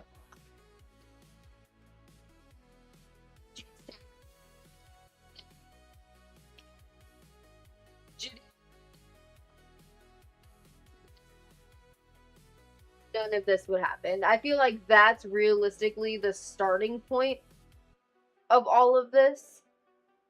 Like, that's the peak, and then everything just fucking went downhill from there. Literally. And it just hasn't stopped. Yes. But I do agree, had she just went to the feds in the fucking first place, it would at least be simpler. Yeah. That he's making a point of her, being quiet or seemingly, disregarding people telling her to go to the authorities when she absolutely did do this. But more on that later. Next up, Jideon provides evidence and shows that he had tried to get Kayla to hand over the reins of communication to him and Skeeter Jean. They were trying to set up where, you know, oh, Kayla's phone isn't working, so they had to switch phone numbers so that they could take control of communication, because he said that he was worried about Kayla still messaging back and forth with EDP, an actual predator. When I first got on the call with her, I let her know I didn't feel comfortable with her talking with a predator, with her being underage. So I came up with some clever ideas to where we could switch off and I could take over communication and she wouldn't have to. Here's one of those examples that I gave her. Maybe we could say something like, hey, my parents switched providers and I couldn't get my number, so this is my new one. And then it'd be a number that we could text through. And granted, in that call, she did agree that that was a good idea, but she never gave over the communication to me nor Skeeter. Now, I really don't know why. You're a child. Why would you want to interact with him? And that's going right back to you. Part of you wanted this. Part of you wanted to continue that communication with him because to some degree, he was taking care of some need, whether that was giving her attention, giving her money, making her feel good about herself in some regard. No, I gotta say this, though. I do want to retract some of the things that I said, because at the same time, now that we're getting, like, the backstory of it all and actually hearing these conversations, like, fully, it really paints a picture that's, like, this is saving face for Jideon for sure, but he's still definitely liable in some aspects here, 100%. But, like, she's definitely the worst of them all in this situation, because she, like, I'm not gonna lie, she's not innocent at all in this. No. This is complicit behavior. Like, you're actually, like, no, she's trying to interact with a predator on purpose. why she... Oh. Didn't even know that was there. Gotta move that out of here. Yeah, put that up or something. Clear it out if you can. Dump the water. Okay. No, you're all good. He never really wanted to give us over either the information for us to continue talking to him, or even just saying that her number was messed up so we could talk to him on a different number. So the concept here is fantastic. Moving communication from Kayla over to them. Awesome, sweet. That didn't happen. Now, apparently, Kayla says, and again, I'll show it later here with her response, that they never gave her that new phone number that she could share to EDP so that they could switch off this random communication. It becomes a he said, she said, and I don't really trust either of them. But to even just be... Like, I'm glad I'm not the only one saying it. Genuinely, like, how could you trust them after any of this? Any of them. Like, and that's the thing. You gotta remember, at the end of the day, even though he did tell a lot of the truth, EDP is still a predator. And he's still complicit in all of the bad things that he's doing. So, like, you still have to look at him with a grain of salt, too. You look at all people with a grain of salt, honestly. Like, you can't not, at this point, knowing all the facts that we know about all of this. And yeah, don't get me wrong, our reactions to all of this are, for the most part, opinions. But at the same time, there is just nothing that is coming out of any of these people that you can take seriously. Like, you genuinely have to take it with a grain of salt to a degree in which, like, grain of salt. Like, there's nothing that is tangible. They're saying anything that'll just stick. Literally. And that's sad. I can't get down with it, chat. Yeah, dude just said, opinion or not, this is terrible, man. Depressing AF. I couldn't agree more. No. Jideon here, it still doesn't look good, because at the end of the day, she doesn't end up actually giving them reins of communication to speak to EDP. Okay. If the person that is the victim in this situation, a literal child, is refusing to cooperate to hand this over to you as a content creator, as a literal YouTuber, then I think most reasonable, logical people would look at that and go, okay, it's not my thing anymore. This isn't content anymore. This needs to go to the authorities. I don't... Exactly. Exactly. Because, like, at the end of the day, this is still somebody's livelihood. And, like, she's a child, bro. Like...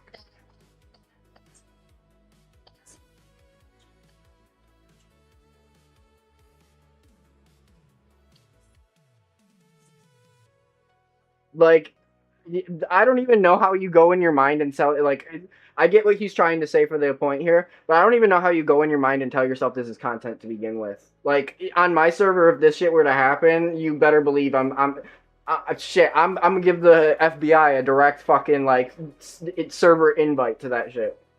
And I'm gonna nickname them so you wouldn't even know. Not even that, but, like, the very few times there have been somebody acting absolutely fucking weird in the Discord, it's been taken care of so quickly. So quickly. Even if it's not by me directly. Right. Somebody somewhere in the chat is gonna go, hey, Azu, look at this. Or not even just that. They're gonna shame them into fucking oblivion anyway. Yeah, I've had that happen where one time I've been at work one time, and yeah, somebody was being weird, spamming links, all that stuff, like hacker stuff. One of my mods, God bless their souls, banned him, of course, and then, obviously, before banning him, screenshotted everything, told me about it, and then trolled the shit out of him. W. Best case scenario. That's exactly what you should do. Make them feel stupid. Because they are. Like... don't understand why Jideon thinks that this means that, okay, it's just going to be a bit more difficult to get this video. And this is the point that I made from my video yesterday. If what mattered the most here was the safety of, you know, Kayla at the time being a minor, a 15-year-old, then this would have just been a, okay, we are going to give this information to the police and let them handle this. As you know, it is literally their job to handle situations like this. But I'm going to rant more on that later when it's pertinent to what's being brought up in his side of things here. Following up after this, he shows some of Kayla's messages in the Discord where her intentions are made quite clear as to what she wants to do, and probably why she wasn't so eager to allow Jideon and Skeeter to kind of take control of messaging EDP. Someone in my Discord rudely tells her that you taking credit for clout chasing a predator. She replies and said, no, I meant like I'm not gonna go to trial after trial to not get credited. He's literally going to jail because of me. I'm saving these streets. Stop. Also, she responded, You didn't report shit. I'm saving these streets. Out of all of the opportunity, like, she's such an opportunist, but never took the opportunity to try to actually get this motherfucker behind bars. Not to mention, on top of that, you're playing this role of, oh, I'm Captain Save-A-Ho. Like, no, you're really not. You're making an embarrassment of yourself. Like, oh, I appreciate the sub. We got somebody over on... Sorry, I have a hard time reading that. Oh, we got a follow from Nico is Cold, WW. So, yeah, no, like I'm saying, though, like, genuinely, I just don't get it. I don't understand the process in somebody's mind where they can tell themselves that, like, this is okay. Like, how are you making content, like, out of this and telling yourself that, like, you're doing the right thing? And then on top of that, Kayla, like, you're not Captain Save-A-Ho. Like, you are the hoe that needs saving. Like, genuinely. And that's the thing. There were multiple people that tried to save her. And she just refused. Like, genuinely just refused. You can't trust nobody out here, man. Responded to somebody who rudely told her that all she wanted was clout, and she said, if another YouTuber is gonna make clout off of my situation, so am I. TF, that's wrong to take full credit off of something. You're just too young to realize it. Don't get me wrong. I think it's important to show some of the intentions or motivations for why Kayla was behaving the way that she was and why she wasn't perfectly, you know, interacting with and working alongside Jideon and Skeeter Jean. I may not necessarily agree with it, but I still think it would only be fair to show you guys the points that he brings up to show Kayla's intentions here. Next up, he claims and shows proof that he had told Kayla that he wanted her to be a ghost in this, that the only people that would know what was happening to her were, you know, them, the police, and her parents. In my first call with her, after I checked up on her to make sure that she was okay, I even let her know that I wanted her to be a ghost in this entire situation. And don't worry about your privacy and everything, Kayla. You're gonna be a ghost in all of this. The only people that I wanted to know that she was personally involved in this and that she had been talking to him is A, her parents, which I also told them, and B, law enforcement. I didn't... That's just the biggest part of this, though, chat. Where is the parents' perspective? Are you also wondering that same thing? Because, like, genuinely, we've gone this far, and we haven't seen anything about, like, what the parents are doing.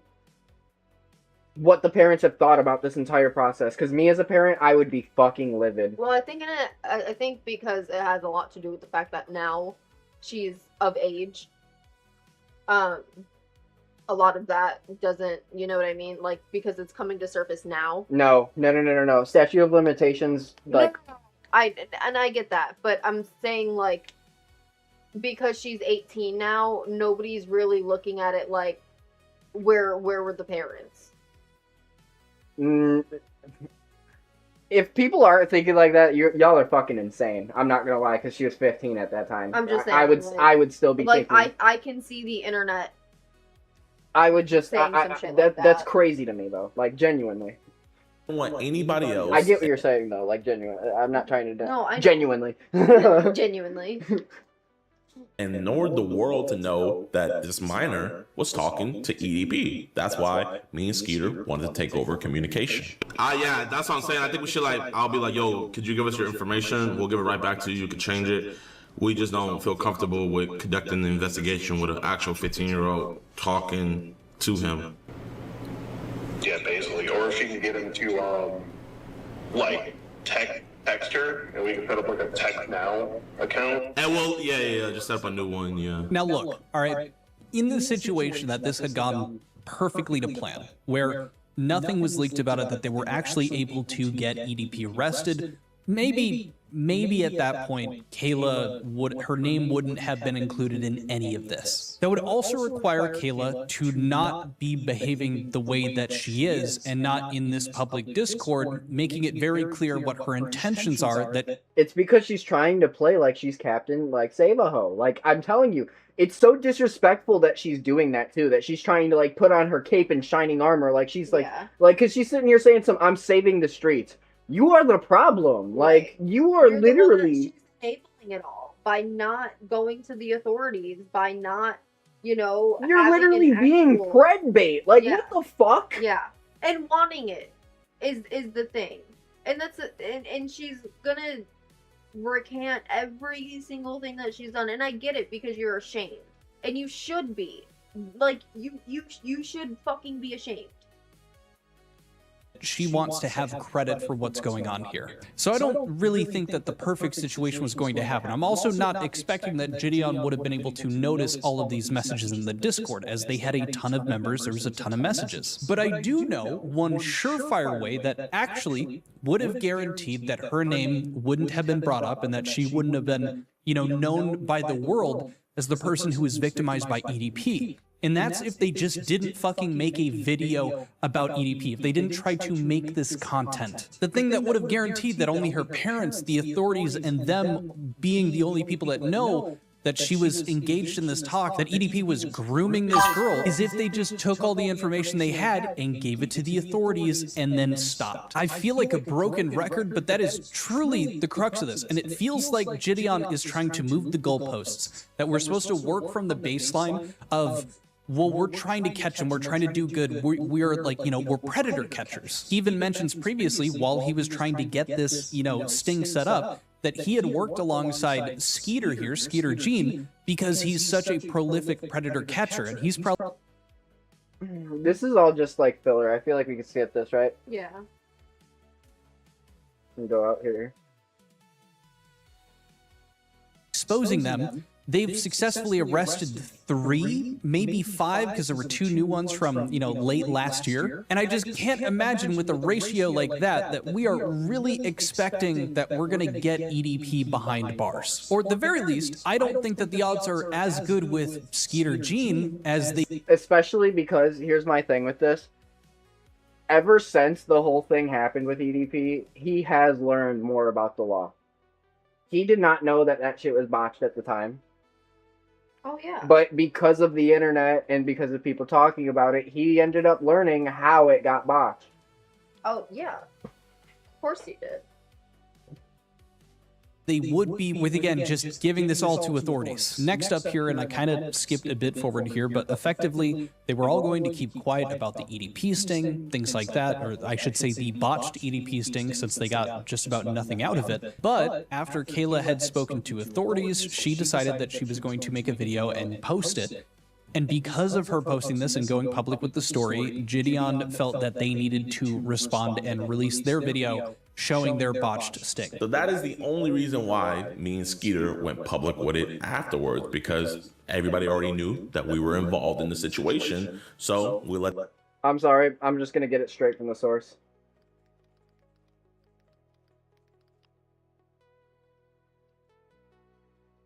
I think this is better, right? Yo, what's good, YouTube, man? So I want to address some claims that have been going on for a while, and I also want to address some claims that were made specifically from Kayla in the new Mike Klum documentary about EDP, and I want to give context and clear up things, but in no way do I want any hate to be sent towards Kayla.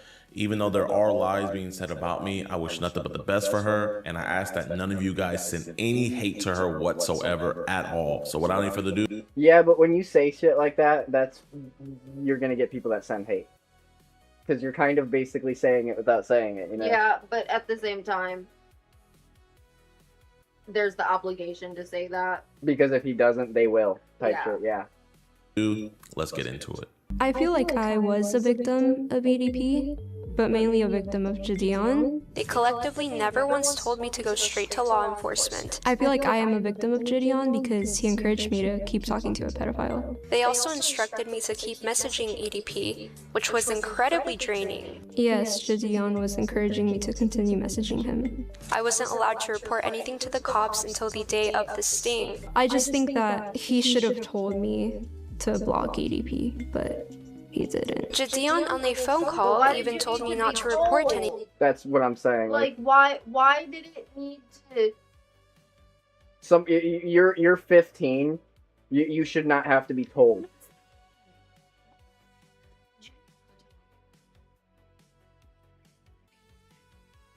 I'm certain your parents were saying to block him.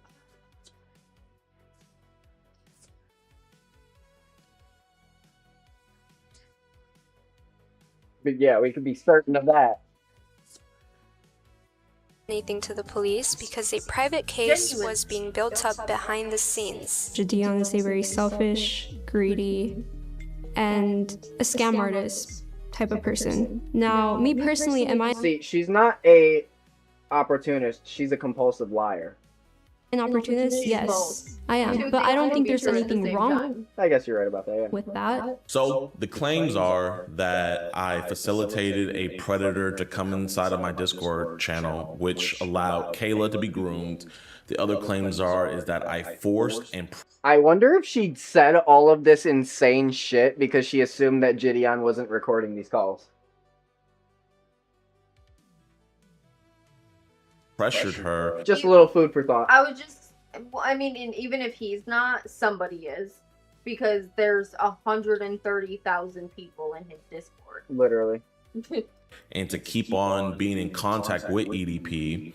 And the third claim is that I forced and demanded that she not go to the police, even though that she was talking to EDP.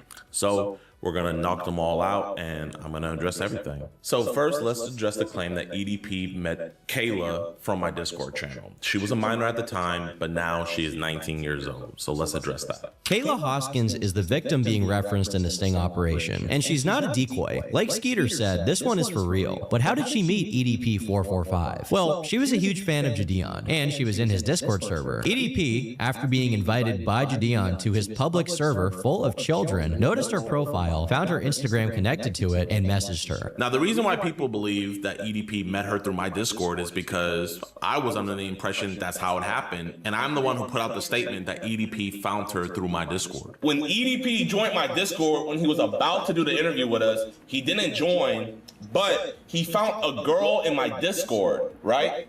in her Discord, she has her Instagram.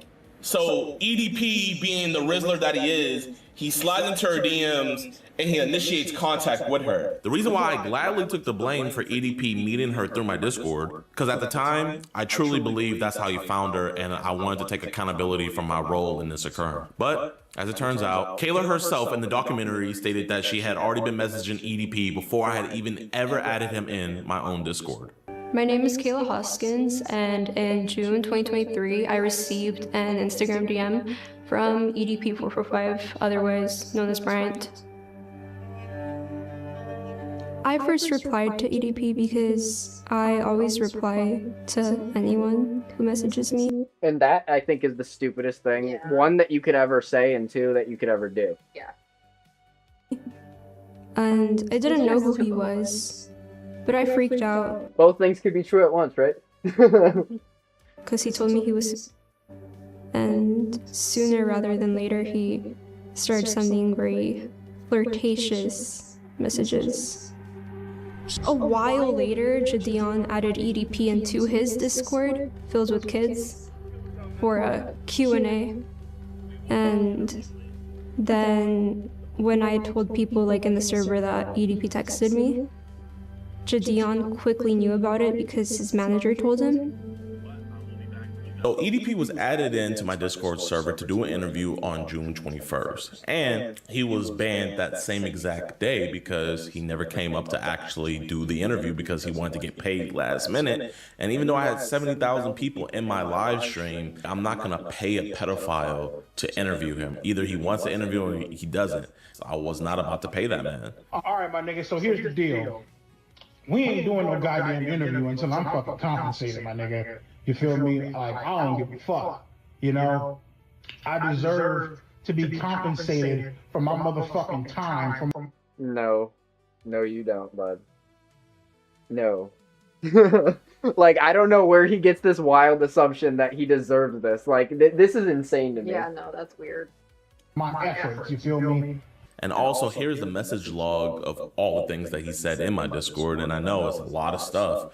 But yeah, so that's all he said in my Discord, and he was promptly banned that same exact day. Now, on June 23rd, that is the day that Kayla at least went public in my Discord server, telling people in the Discord that EDP was talking to her. She was saying, hey, is this the real EDP account? And I'm not even going to lie, I would do the same thing because I seen a moderator banned EDP. I would have did the same thing. I would have told the mods, like, who wants to be the first one to do it? Like... Because if it is, he just messaged me. Now I know you guys are saying, Jideon, that says deleted user. How do you know that that's her? Well, we did a lot of digging through the Discord server, and this is some evidence to show that it's her because we have old screenshots and everything. But to fully show you that this deleted user is her, she actually posted a photo of her ID photo on the Discord server saying how much she hated her photo. So yeah, this is for sure her. Keep in mind, she's the only one who alleges that EDP hit her up from my Discord server. Nobody else has ever came out saying that EDP hit them up from my Discord server. So I don't think even EDP said that. Well, he never gave his version of how he got in contact with her at all. Of the 130,000 people, she was the only one. And she goes public with it 2 days later after we did the interview with EDP. And she's telling the Discord that EDP's talking with her. So one of the members in my Discord said, send a screenshot. And for some reason, Kayla... Keen Shooter is crazy. I'm going to give you a close-up. See, and that's the infamous close-up screenshot that I'm talking about. Like, I don't like that. That's very suspect, the way that picture, that screenshot looked. Kayla says, I'll send one real zoomed in for you. And she zooms it in only on the sup that he said. And to show that this really is him, when she showed us the messages, as you guys can see, EDP said sup. Now, I am going to be real. I do not 100% know if anything was said before that. Didn't you, like, instigate it first? And this is to the deleted user, by the way. This is to the old account, then. Sup. I am going to go off of her word. She says that EDP hit her up first. but I do find it a little weird that she zoomed in on that sup when someone asked for a screenshot. Now, when she first went public in my Discord server about talking to EDP, random members in my server were telling her to block him, telling her to get him. That literally supports your statement, what you said. Not only her friends, you know, like, that's what I'm saying. Like, if her parents were aware of this, they 100%, like, me as a parent, I'm not going to be like, yeah, keep talking to a pedophile. Yeah. So I assume I have it in my Insta bio. I don't know why I'm going right to left. Don't mind me. It's about age. Age, yes. And then the should I troll EDP? Basically asking, should I continue talking to him? She's and see, that's attention-seeking ass behavior. She's basically looking for somebody to tell her, yeah, do it, please, egg him on. Literally. Because she already has the thought in her mind that she wants to. Literally. Or maybe she should. It's a loaded question. Right. In a way, Should I see court where him, this gets me? Basically. and just telling her to just stop being in contact with him because he's a predator. What she wants. Just be careful. I've been ignoring him or trying to. That was a lie. Do I just block him? I think it's time to run away for real. Do I just block him? Yes, please do. Like, for real. And I bet you that was around the time he was sending the screenshots of the guns and she was telling everybody she's so scared or whatever. And if you're actually so scared... Because that was I think it's time to run away for real. Yeah, so, like, if genuinely, if you're so scared, why did you continue the contact? Just saying. Somebody would tell her something about stop communicating with him. She never replied to those comments. She also made these posts in the Discord asking users if she should troll him. And then she also puts in there, should I be a decoy? Should I do a catch a predator? Nobody replied to that. To be a decoy, you would have to be, you know, of legal age. Like an adult. The fuck? I am on fluid restriction. Kinda upset you put that pic in vanish mode. I'm glad you didn't finish that. No, but like genuinely, that goes to show that she's lying about the whole pictures that like you were sending him pictures. Mm-hmm. In vanish mode too. Like, you're crazy. Mm-hmm. Yeah. Should I be a decoy? Should I do catch a predator? Should I ask him for a cupcake? Like, she literally... The thing is, to Discord, she's acting like she's just trolling him. But in those messages, she's being genuine and, like, having actual conversations. She's treating it like a relationship. Yeah.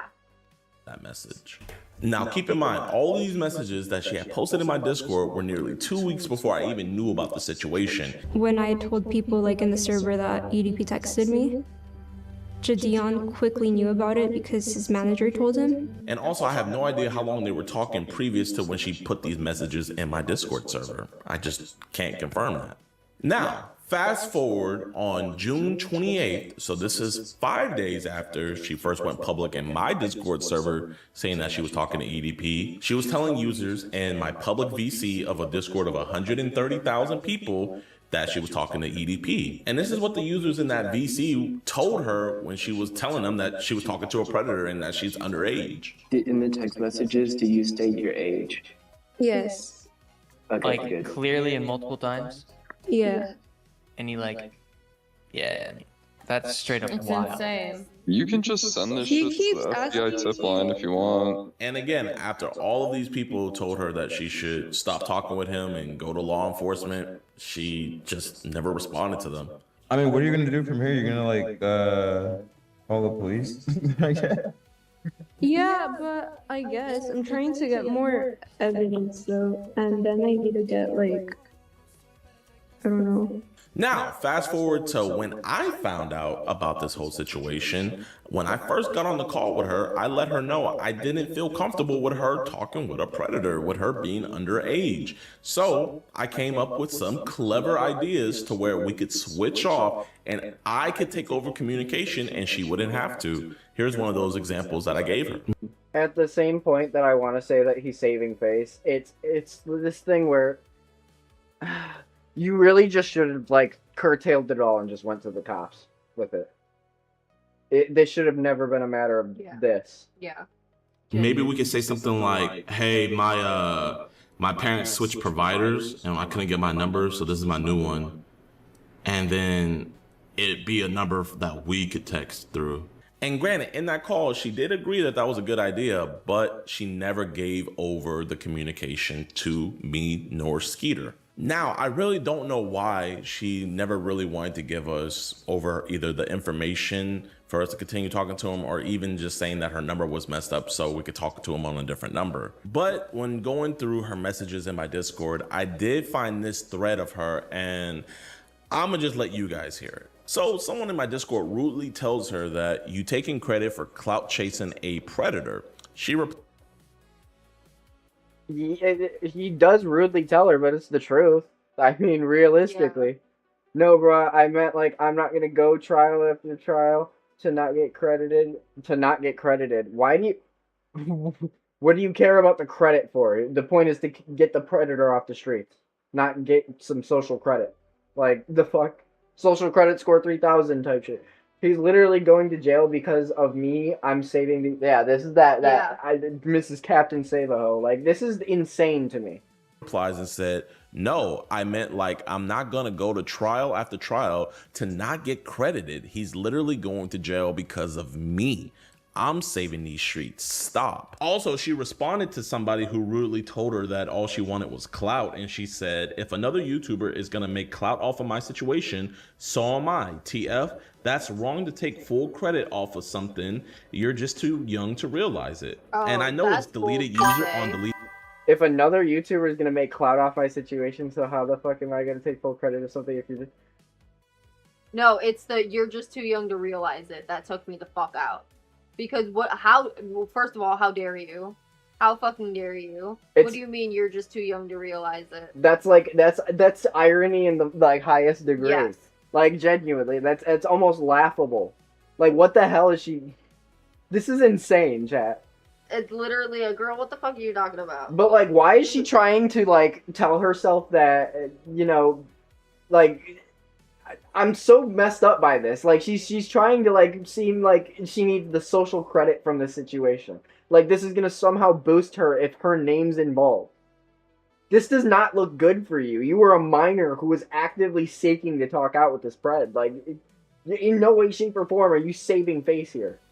Deleted user. So I'm going to show you guys that at least this one is specifically hers. Somebody that lives in a different time zone as her, but as you guys can see, it's still 08 on the same day. They said, "Kayla Hoskins, today at 8:08 p.m. If another YouTuber is going to make clout off of my situation, so am I, TF."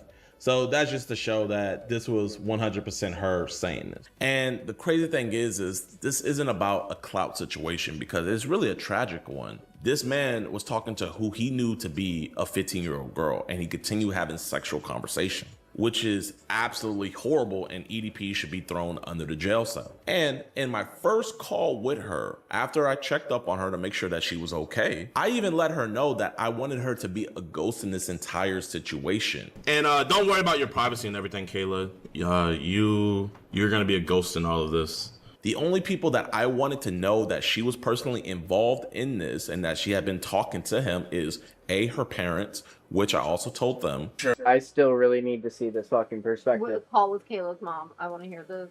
Oh, really? I didn't even peep that. You're aware of, like, you know, everything that's happening? Yes, my daughter always communicates to me.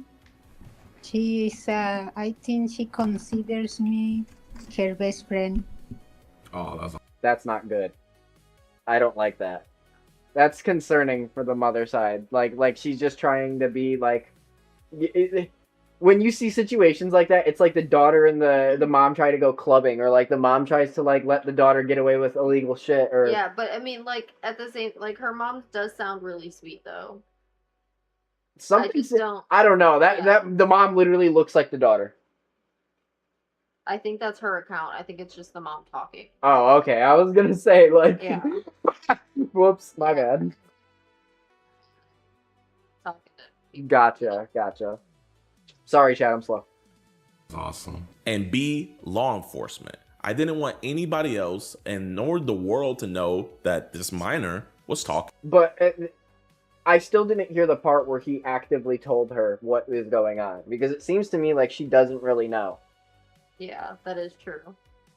To EDP. That's why me and Skeeter wanted to take over communication. I thought there was Yeah, that's on conversation. Right, like, to me it seems like she thinks her daughter's best friends with her. Okay, Yeah. and Yeah. what does that have to do Like, with anything? Right, like how do you actually feel about the fact that your daughter is being groomed? And talking to a predator, like... Saying, I think we should, like, I'll be like, yo, could you give us your information? We'll give it right back to you. You could change it. We just don't feel comfortable with conducting the investigation with an actual 15-year-old talking to him. Yeah, basically. Or if she can get him to, like, text her, and we can put up, like, a text now account. And well, yeah, just set up a new one, yeah.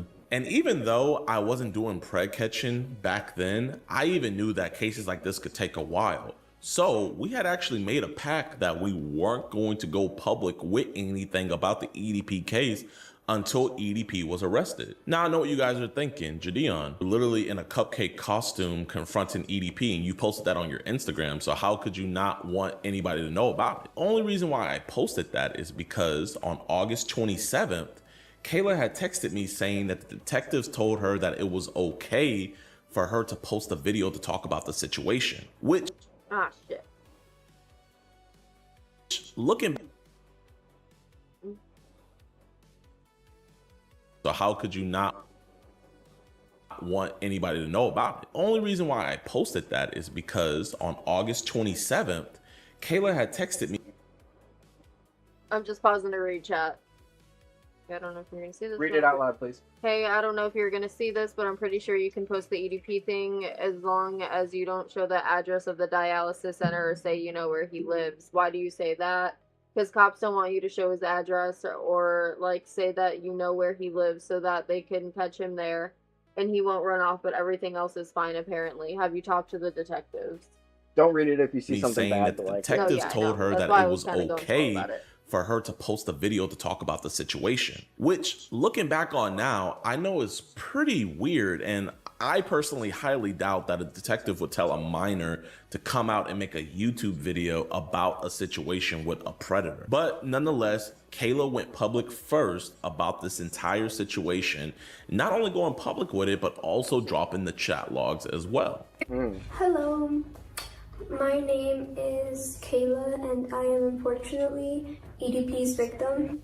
I am 16 and turning 17, and EDP first started talking to me when I was 15. He messaged me first and I told him my age and he didn't block me. So that is the only... Dude said she's a disgusting individual. I couldn't agree more, Damn. honestly. What? That was just harsh. I mean, it's true, but it was just like... Yeah, no, that was kind of wild, but like at the same time, I agree. Like this is sick. Like she's doing too much.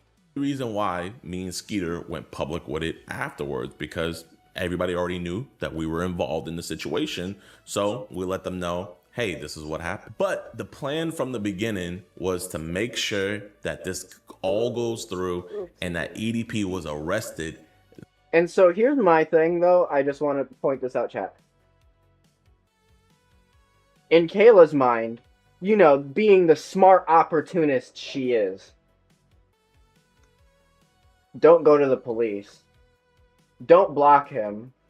Don't tell my parents what's going on. Literally, like... Post it on YouTube. Then we were going to post about it. And to prove that to you guys, here's an IG live that I did the day that we caught EDP that someone had screen recorded, where we didn't let anybody know who we caught. All we said was that we caught somebody big. Y'all know what we do. We would tell you guys who we just caught, but legally we can't. But It's big. it's big. The person that we're talking about, he talked to a real underage person, but we can't say who he is, but you guys will find out very, very, very soon. Maybe in a couple years. Possibly a couple years. Like, that's how bad this is. But again, I want it to be known that I don't want any hate to be sent towards Kayla at all. I mean, for such a failed sting, this has got so much tea built into it. Like, what the hell? Is a young woman, And genuinely, I would want her to move past this, man. You know, that's why I didn't want her name to be out there or her name to be associated with this, because, bro, nobody wants to be known as the person who got groomed I bet you this is not the attention she thought she would get, though. No, definitely not. by EDP. About a year ago, she dropped a video titled "What Jideon Did Will Shock You," and this is what she had to say. When I realized something was wrong, I spoke to a moderator in Jideon's Discord server, who happened to be someone I was kind of besties with at the time, but for her own privacy and safety, I won't say her name. I explained the situation, and soon everyone in the voice call started asking questions. Someone told Insight about what happened, and he ended up joining the voice call as well, and asked me if I wanted to be bait. So I'm gonna give her the benefit of the doubt. When she made this video, it was already 2 years removed from the whole situation. So maybe she forgot how that conversation really went. Dude said hell nah and then sent the game over emoji. I'm not even gonna lie. Like, genuinely, she's ruining herself with this. Like, every time I hear her talk and I see something new, it's always something that's making her look worse and worse. But do you guys remember that VC call that I had showed you guys earlier where it was a bunch of people? That's the VC call that she's alluding to. And in that VC call, it was actually KAYLA'S idea to where she wanted to be the bait. And the people in the VC were coming up with ideas to get EDP to come out in person. And then KAYLA decided to give herself up as tribute. I'll play the clip. I'll play the clip. What the fuck? Yeah. This is She's complicit in this completely at this point. Do like the first meeting and then they not approach him Right. in public, Like in and public, then get his yeah. confidence, and then like lure, and then like get him and trap him. Lure him to a hotel, Right. yeah. Real. So that would be like You God still tier have if to that get a could be set little. up. You still have to listen, get a look. I listen, mean, inside. to be honest, I don't mind doing it, and I don't think my parents would mind. And you will see. I don't think my parents would mind. Either your parents should be arrested, or they have no idea that any of that was happening. Yeah. Yeah, they would have no fucking idea. Yeah, either they have no idea or they need to be arrested now. Like today. And I'm surprised more people aren't focusing a harsh scope on the parents. Like, what the fuck? Yo, I'm not even gonna lie. Almost makes me want to retitle the video entirely. KAYLA'S parents need to get arrested. Like, genuinely. See here how not only the members in the VC call shut that down completely, but also the mod that she says offered her the role of being bait also shut it down. Inside, I have an idea. know. Regardless of I don't know. It would be real. That's really a risk. Like high key, Yeah. Even not do that under any circumstances. Okay, listen. Because you're I had a. Yeah, you shouldn't actually physically be there. I'm Yeah, tolerating you would be it. subjecting. I Technically, they would Especially be since he talks subjecting about you to weapons. a pedophile. So I'm glad somebody said it. Literally. And I'm glad it came from another female, too. Not to mention, though, I just find it funny how it takes, like, fucking 13 of them to collectively have that one brain cell to say that. I'm going to give her the benefit of the doubt and say that she's just misremembering it because it was a long time removed. And I don't think she meant any ill will or maliciously lied like that. But yes, this is the evidence. I just want to put that out there to clear the air, especially for my former mod Inside. And sadly, but also weirdly, this was not the only time that KAYLA was trying to be an IRL decoy to meet EDP in person. Since she never gave us the logins nor let us do the plan that we had of switching out the communication, I instead thought of the idea of getting an adult decoy. So that way when EDP came to meet, we can have an adult decoy there. Now, I had asked her to send me some photos of her, and she sent me these photos right here. With these photos, we found an actress that looks fairly similar to her. So I just find it weird that she's saying that we were forcing her to keep on talking to EDP when we're jumping through all these different hoops. I mean, if we can find an actress that looks just like her, then why wouldn't we just take over the communication? It just, to me personally, It doesn't make any sense, but again, she might just be misremembering things, so I'm gonna give her the benefit of the doubt. Now, I had sent her a photo of the of-age decoy that we would be using, and she sent me this really weird message. I'm gonna read that message for you real quick, and keep in mind, to my knowledge at least, this is the second time she's asked to meet EDP445. I need to see this message in person. He better be showing it on screen on top of reading it, or else I'm not going to believe this. In person. Let me read you what she said. She said, "Quick question. Yes. I was wondering why you need a decoy to lure EDP, because, hear me out, if he sees it, he's gonna leave." Meaning if he sees the decoy, he's...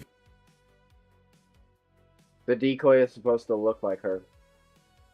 And if it's actually me, I could get him to do devious things on camera that he won't be able to deny in court, you know? And since I'm really turning 16 on that day, wouldn't it make it more real? Like, I could get him to spill the beans, because I feel like he'll try to trick the decoy. What the actual fuck? It's like she wanted to actually, like, meet him and... Yep. It was the hear me out. You gotta be kidding me. If it's actually me, I could get him to do devious things on camera. Everything you said the other day? Yeah. That means nothing anymore. You tried to be for the girlies. You tried. See, here's the difference. I smelled that BS a mile away. No, and that's what's fucking me up. It's the fact that she said, if it's actually me, I could get him to do devious things on camera. That means you're talking to him sexually. Exactly. Like, that is disgusting. That means that you know what to say to get him off. That's exactly what that means. And why would you want to? The point is to just get him there, and then he sees the decoy, tries to move on, and boom. Oh my god. If he's never actually seen you in person, what would make a decoy any different? Because the reason why she's suggesting herself is because she knows she acts a certain way when she talks to him. And the decoy isn't going to follow that, because the decoy doesn't know all of the conversations that they've had. Because she's been so secretive about it. Yeah. This is disgusting on a whole different level. Like, honestly, this is sick. Genuinely, I'm sorry. He's gonna leave. And if it's actually me, I could get him to do devious things on camera that he won't be able to deny in court, you know? And since I'm really... No, we don't know. Like, genuinely, no. Yeah. Like, we don't know. Turning 16 on that day, wouldn't it make it more real? Like, I could get him to spill the beans, because I feel like he'll try to trick the decoy. And I let her know cops aren't gonna allow you anywhere near that. I really didn't even know how to respond to that. Now, sadly, I couldn't control nor stop her from communicating with EDP445, and that was already worse enough that she was even in communication / talking with him. But I was gonna make sure one thing I could control is that she was never going to be anywhere near the vicinity of EDP445. And this is why I'm giving her this strong benefit of the doubt, because, bro, if I had to remember things 3 years ago, I would misremember too. However, rather than treating the situation seriously, Jideon saw it as content. Now, it really does suck that Kayla sees it as all I saw was content. And truly, I mean, I didn't just see it as content. I saw it as a monster actually talking to a minor who's a fan of me. So I wanted to do everything in my power to get that man arrested. And I want her to stop being subjected to that monster, which is why I told her to block him. I told Jideon every single time that EDP would send me dick pics, but he would never tell me to, like, block him or anything. Like, after hearing all this shit now, like, you lying bitch, dude. Like, I'm sorry, but damn. You're 18 now, so yeah, fuck you, you lying bitch. I want you to block him on your phone, right? And I continued messaging him because it was very, like, encouraged for me to keep doing it. I didn't really want to, but I didn't want to disappoint anybody. I mean, what are you gonna do from here? You're gonna, like, call the police? I guess. And that is the entire reason why I want to seamlessly transition so that we can take over the communication, because we would do a way better job. And not only that, but a minor would not be talking to a predator anymore. And I don't want to put words in her mouth, so I'm going to let her speak for herself. But I think the reason why she didn't let us just take over and let her be a ghost is because of what she said right here. Send this to anyone for automatic Riz. Off of 3 blinkers and feeling quite exquisite. Take over. You're and 15. So yeah, she's 15 and on like smoking carts. Damn, you still ain't make him leave you alone. That's not the plan. That's literally what she says under here. Like, hold on. That's crazy. That's absolutely... That's just... And let her be a ghost is because of what she said right here. Now, me personally, am I an opportunist? Yes, I am. But I don't think there's anything wrong with that, as long as you're not harming anybody. And I don't think I was harming anybody. Yourself, bitch. She was harming everybody in that situation. She harmed her family. This is gonna be a big stain on her family, because now I'm looking at, through a microscope at those parents. Like, where the fuck were you in all of this? And especially when you're my age, if you're 16, people are gonna think that you're young and dumb.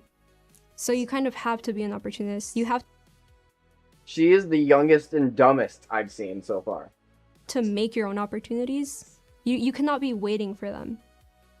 But this entire situation was not that at all. Now, I do want to give an update. So, Kayla gave me case numbers and detective numbers to call. I called the detective number and it was disconnected. And took me like till 3 years later to finally find out what police station she went to and everything. And she really doesn't have all the updates and everything. But luckily, since I deal with police so much, I kind of figured it out and figured out where to look. And I can confirm that there is a case number associated with the account, meaning that there wasn't a report made. And also, not only was there a report made, but I confirmed with the police station that this case is currently with the FBI.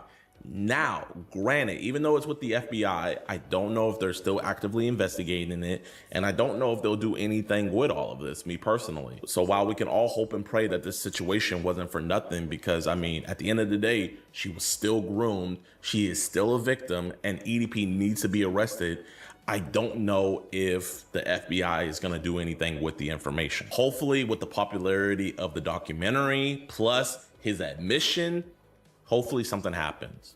We'll just have to wait and see. And even in my first conversation with her, I let her know that for this one, we're gonna have to get law enforcement involved because we want this to be done away with. We want him to actually be gone.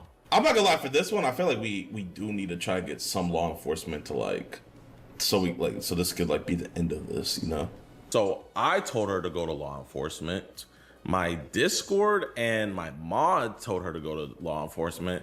And the people just in my Discord, when she first told everybody that EDP was talking to her, they also told her to go to law enforcement and report this. But I can say it is reported, and we'll just have to wait and see what happens.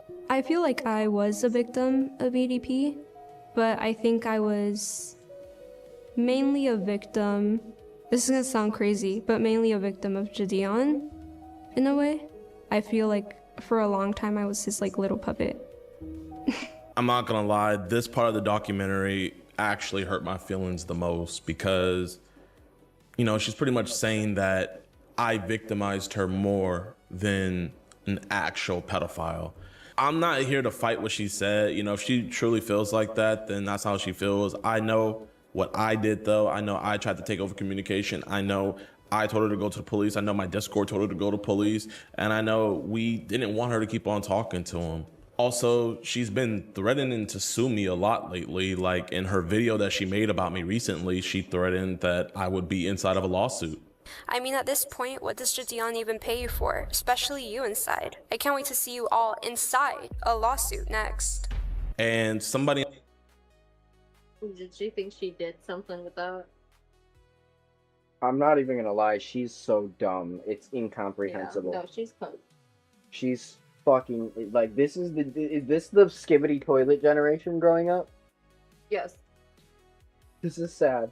In her comment section said, hey, why are you gonna sue Jideon but not EDP? And she replied with, EDP doesn't have any money. Yeah, I mean, I really don't know what else to say about that, man. You know, if that's how she feels, that's how she feels. She also made the claim that she photoshopped the photo of her on somebody and sent EDP a nude, when I specifically told her to never send him anything explicit. No, I did not send EDP any pictures of me that were nude. What did happen when he asked me for them was that Jideon got like a lookalike of me, and I kind of photoshopped her face into Google pictures. And a year before she did the documentary, so this is her first video coming out about her being the victim of EDP, she states in there that she did send him a nude, but it wasn't her, and that she just got it off of Google because she's quote unquote big brained. And he even asked for nudes, which the nudes that I sent him weren't mine. They were from Google because, you know, It's funny because a post I commented on of hers, she specifically said in there at the very end, I didn't send him any at all. Brains, you know? And the reason why this is making me so frustrated is because I told her multiple times to never say or send anything explicit to him if she was gonna continue talking to him. Luckily, I was on the phone with her the other day and I recorded the conversation and I got her acknowledging that fact. I'm gonna roll the clip. Did you take the picture of yourself or did you go on Google? No. I did not send anything to anyone. So you never sent him anything Absolutely sexual? not. I think, I will say this, you even told me not to do that, because the idea was for him to, like, So he kept asking, you know, so we were trying to figure out something. I told you to never send him anything sexual, correct? Yes. So She was notice how she paused there because she was worried if she was being recorded. Like, come the fuck on. Went back in the archives of my Discord to see things that she sent to show people that, you know, she was talking to EDP. And before we were even aware of the situation, I saw this one screenshot where on her Instagram, she sent him a photo and obviously it was in disappear mode. So you can't tell what she sent to him, but you could tell by his reply that it was something. And I mean, oh my gosh, man, the fact that she could have potentially been sending that stuff to him before we got involved is very, very, very disturbing. It's disturbing if she sent anything to that's just disturbing because nobody will ever know. Nobody will ever fucking know if she Besides them two. Yeah. And the police. Yeah, and based on his reactions to everything, it's kind of clear that that's exactly what was happening. And I'm not gonna lie, that Photoshop looked terrible. Yeah. That example they used. Yeah. EDP would have been able to see through that. Yeah. A blind man. Ray Charles could have seen through that shit. To him regardless. So Kayla just dropped a new video and I just want to give her a huge shout out because she again admits that I told her not to send anything explicit to EDP. As for the nudes, so this is the part in the documentary that kind of weirded me out because I believe it was cut out. I recall saying that the idea of having my face like on a decoy's body, I recall saying that idea was brought up, but it was never fully like gone through with. But they cut that part out, maybe for shock factor. I did say that though. And so I don't know why they cut that out. That was kind of weird. But they would have added it for shock factor. Right. That's that. I mean, I never sent him anything. And he even asked for nudes, which the nudes that I sent him weren't mine. They were from Google because, you know, big brains, you know? She also made some other claims as well. She kept on saying that I'm in like the Illuminati. As for the Illuminati, that is not something I want to talk about right now. I will talk about it in code, but this is the first and last. I hate this bitch. I'm sorry. I can't stand her. She's so useless. I probably will ever talk about it because simply, I don't want to die. I do kind of fear for my life. I'm so tired of her. Because, like, look, if you're even going to say that, you're already fucked up. But my thing is, I fear for my life, but you weren't fearing for your life when EDP was sending you pictures of his guns and telling you that he's gonna murder you and your entire family and saying, oh, now I gotta kill this bitch. I gotta kill this bitch. I gotta kill her whole family. Now you're Literally. scared. You're scared of the Literally. Illuminati, but you're not scared of somebody that is posing an active threat to you and your livelihood. So first, to address the Illuminati claim, first, I don't think the Illuminati is going to be adding in a YouTuber that goes out and arrests child predators. And then second, I believe in Jesus Christ. He's my Lord and Savior. And then third, to my knowledge, the Illuminati is a whole group of Satanists, right? And what's funny about that is, I don't know if Kayla still is or not, but she used to be, or she might still be, a Satanist. She had it in her profile right there. So like, That is so contradictory. That is so contradictory to everything she's claiming. That's actually insane. I don't understand why she keeps on saying I'm in the Illuminati when she herself is an admitted Satanist.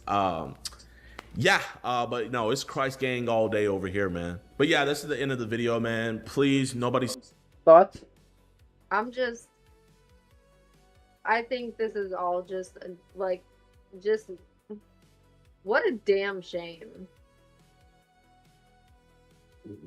Like, everybody involved should be genuinely just ashamed of everything that took place from beginning to end. Yeah, Jideon included, Skeeter Jean. I'm gonna say this though. I want to know where the parents were in all this, and I want to see somebody that actually told them what the hell was going on. Because I feel like they don't know at all. Yeah. This mom that's the best friend, I feel like she has no idea. Yeah. And I feel like she wouldn't have been okay with her daughter sending nudes to a pedo. Yeah. In any regard, even if they were edited. Yeah. Like, what mother would be okay with that? What father would be okay with that? Yeah. Yeah, I know. Like, I'd be driving right out to wherever they are and trying to blow their fucking head, but, you know, like, that... Yep. Yep. But anyways, chat, I appreciate y'all for watching. We're gonna try out we'll find another video to watch, we'll find interesting. something. And yeah, we'll let you know about that. So my next one, I'm probably just gonna be doing a Power Up stream.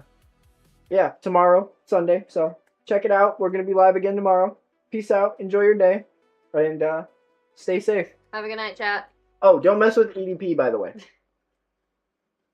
あーにゃんちそうだ。テレビつけてもいいぞ。あーにゃこれ好きよりによって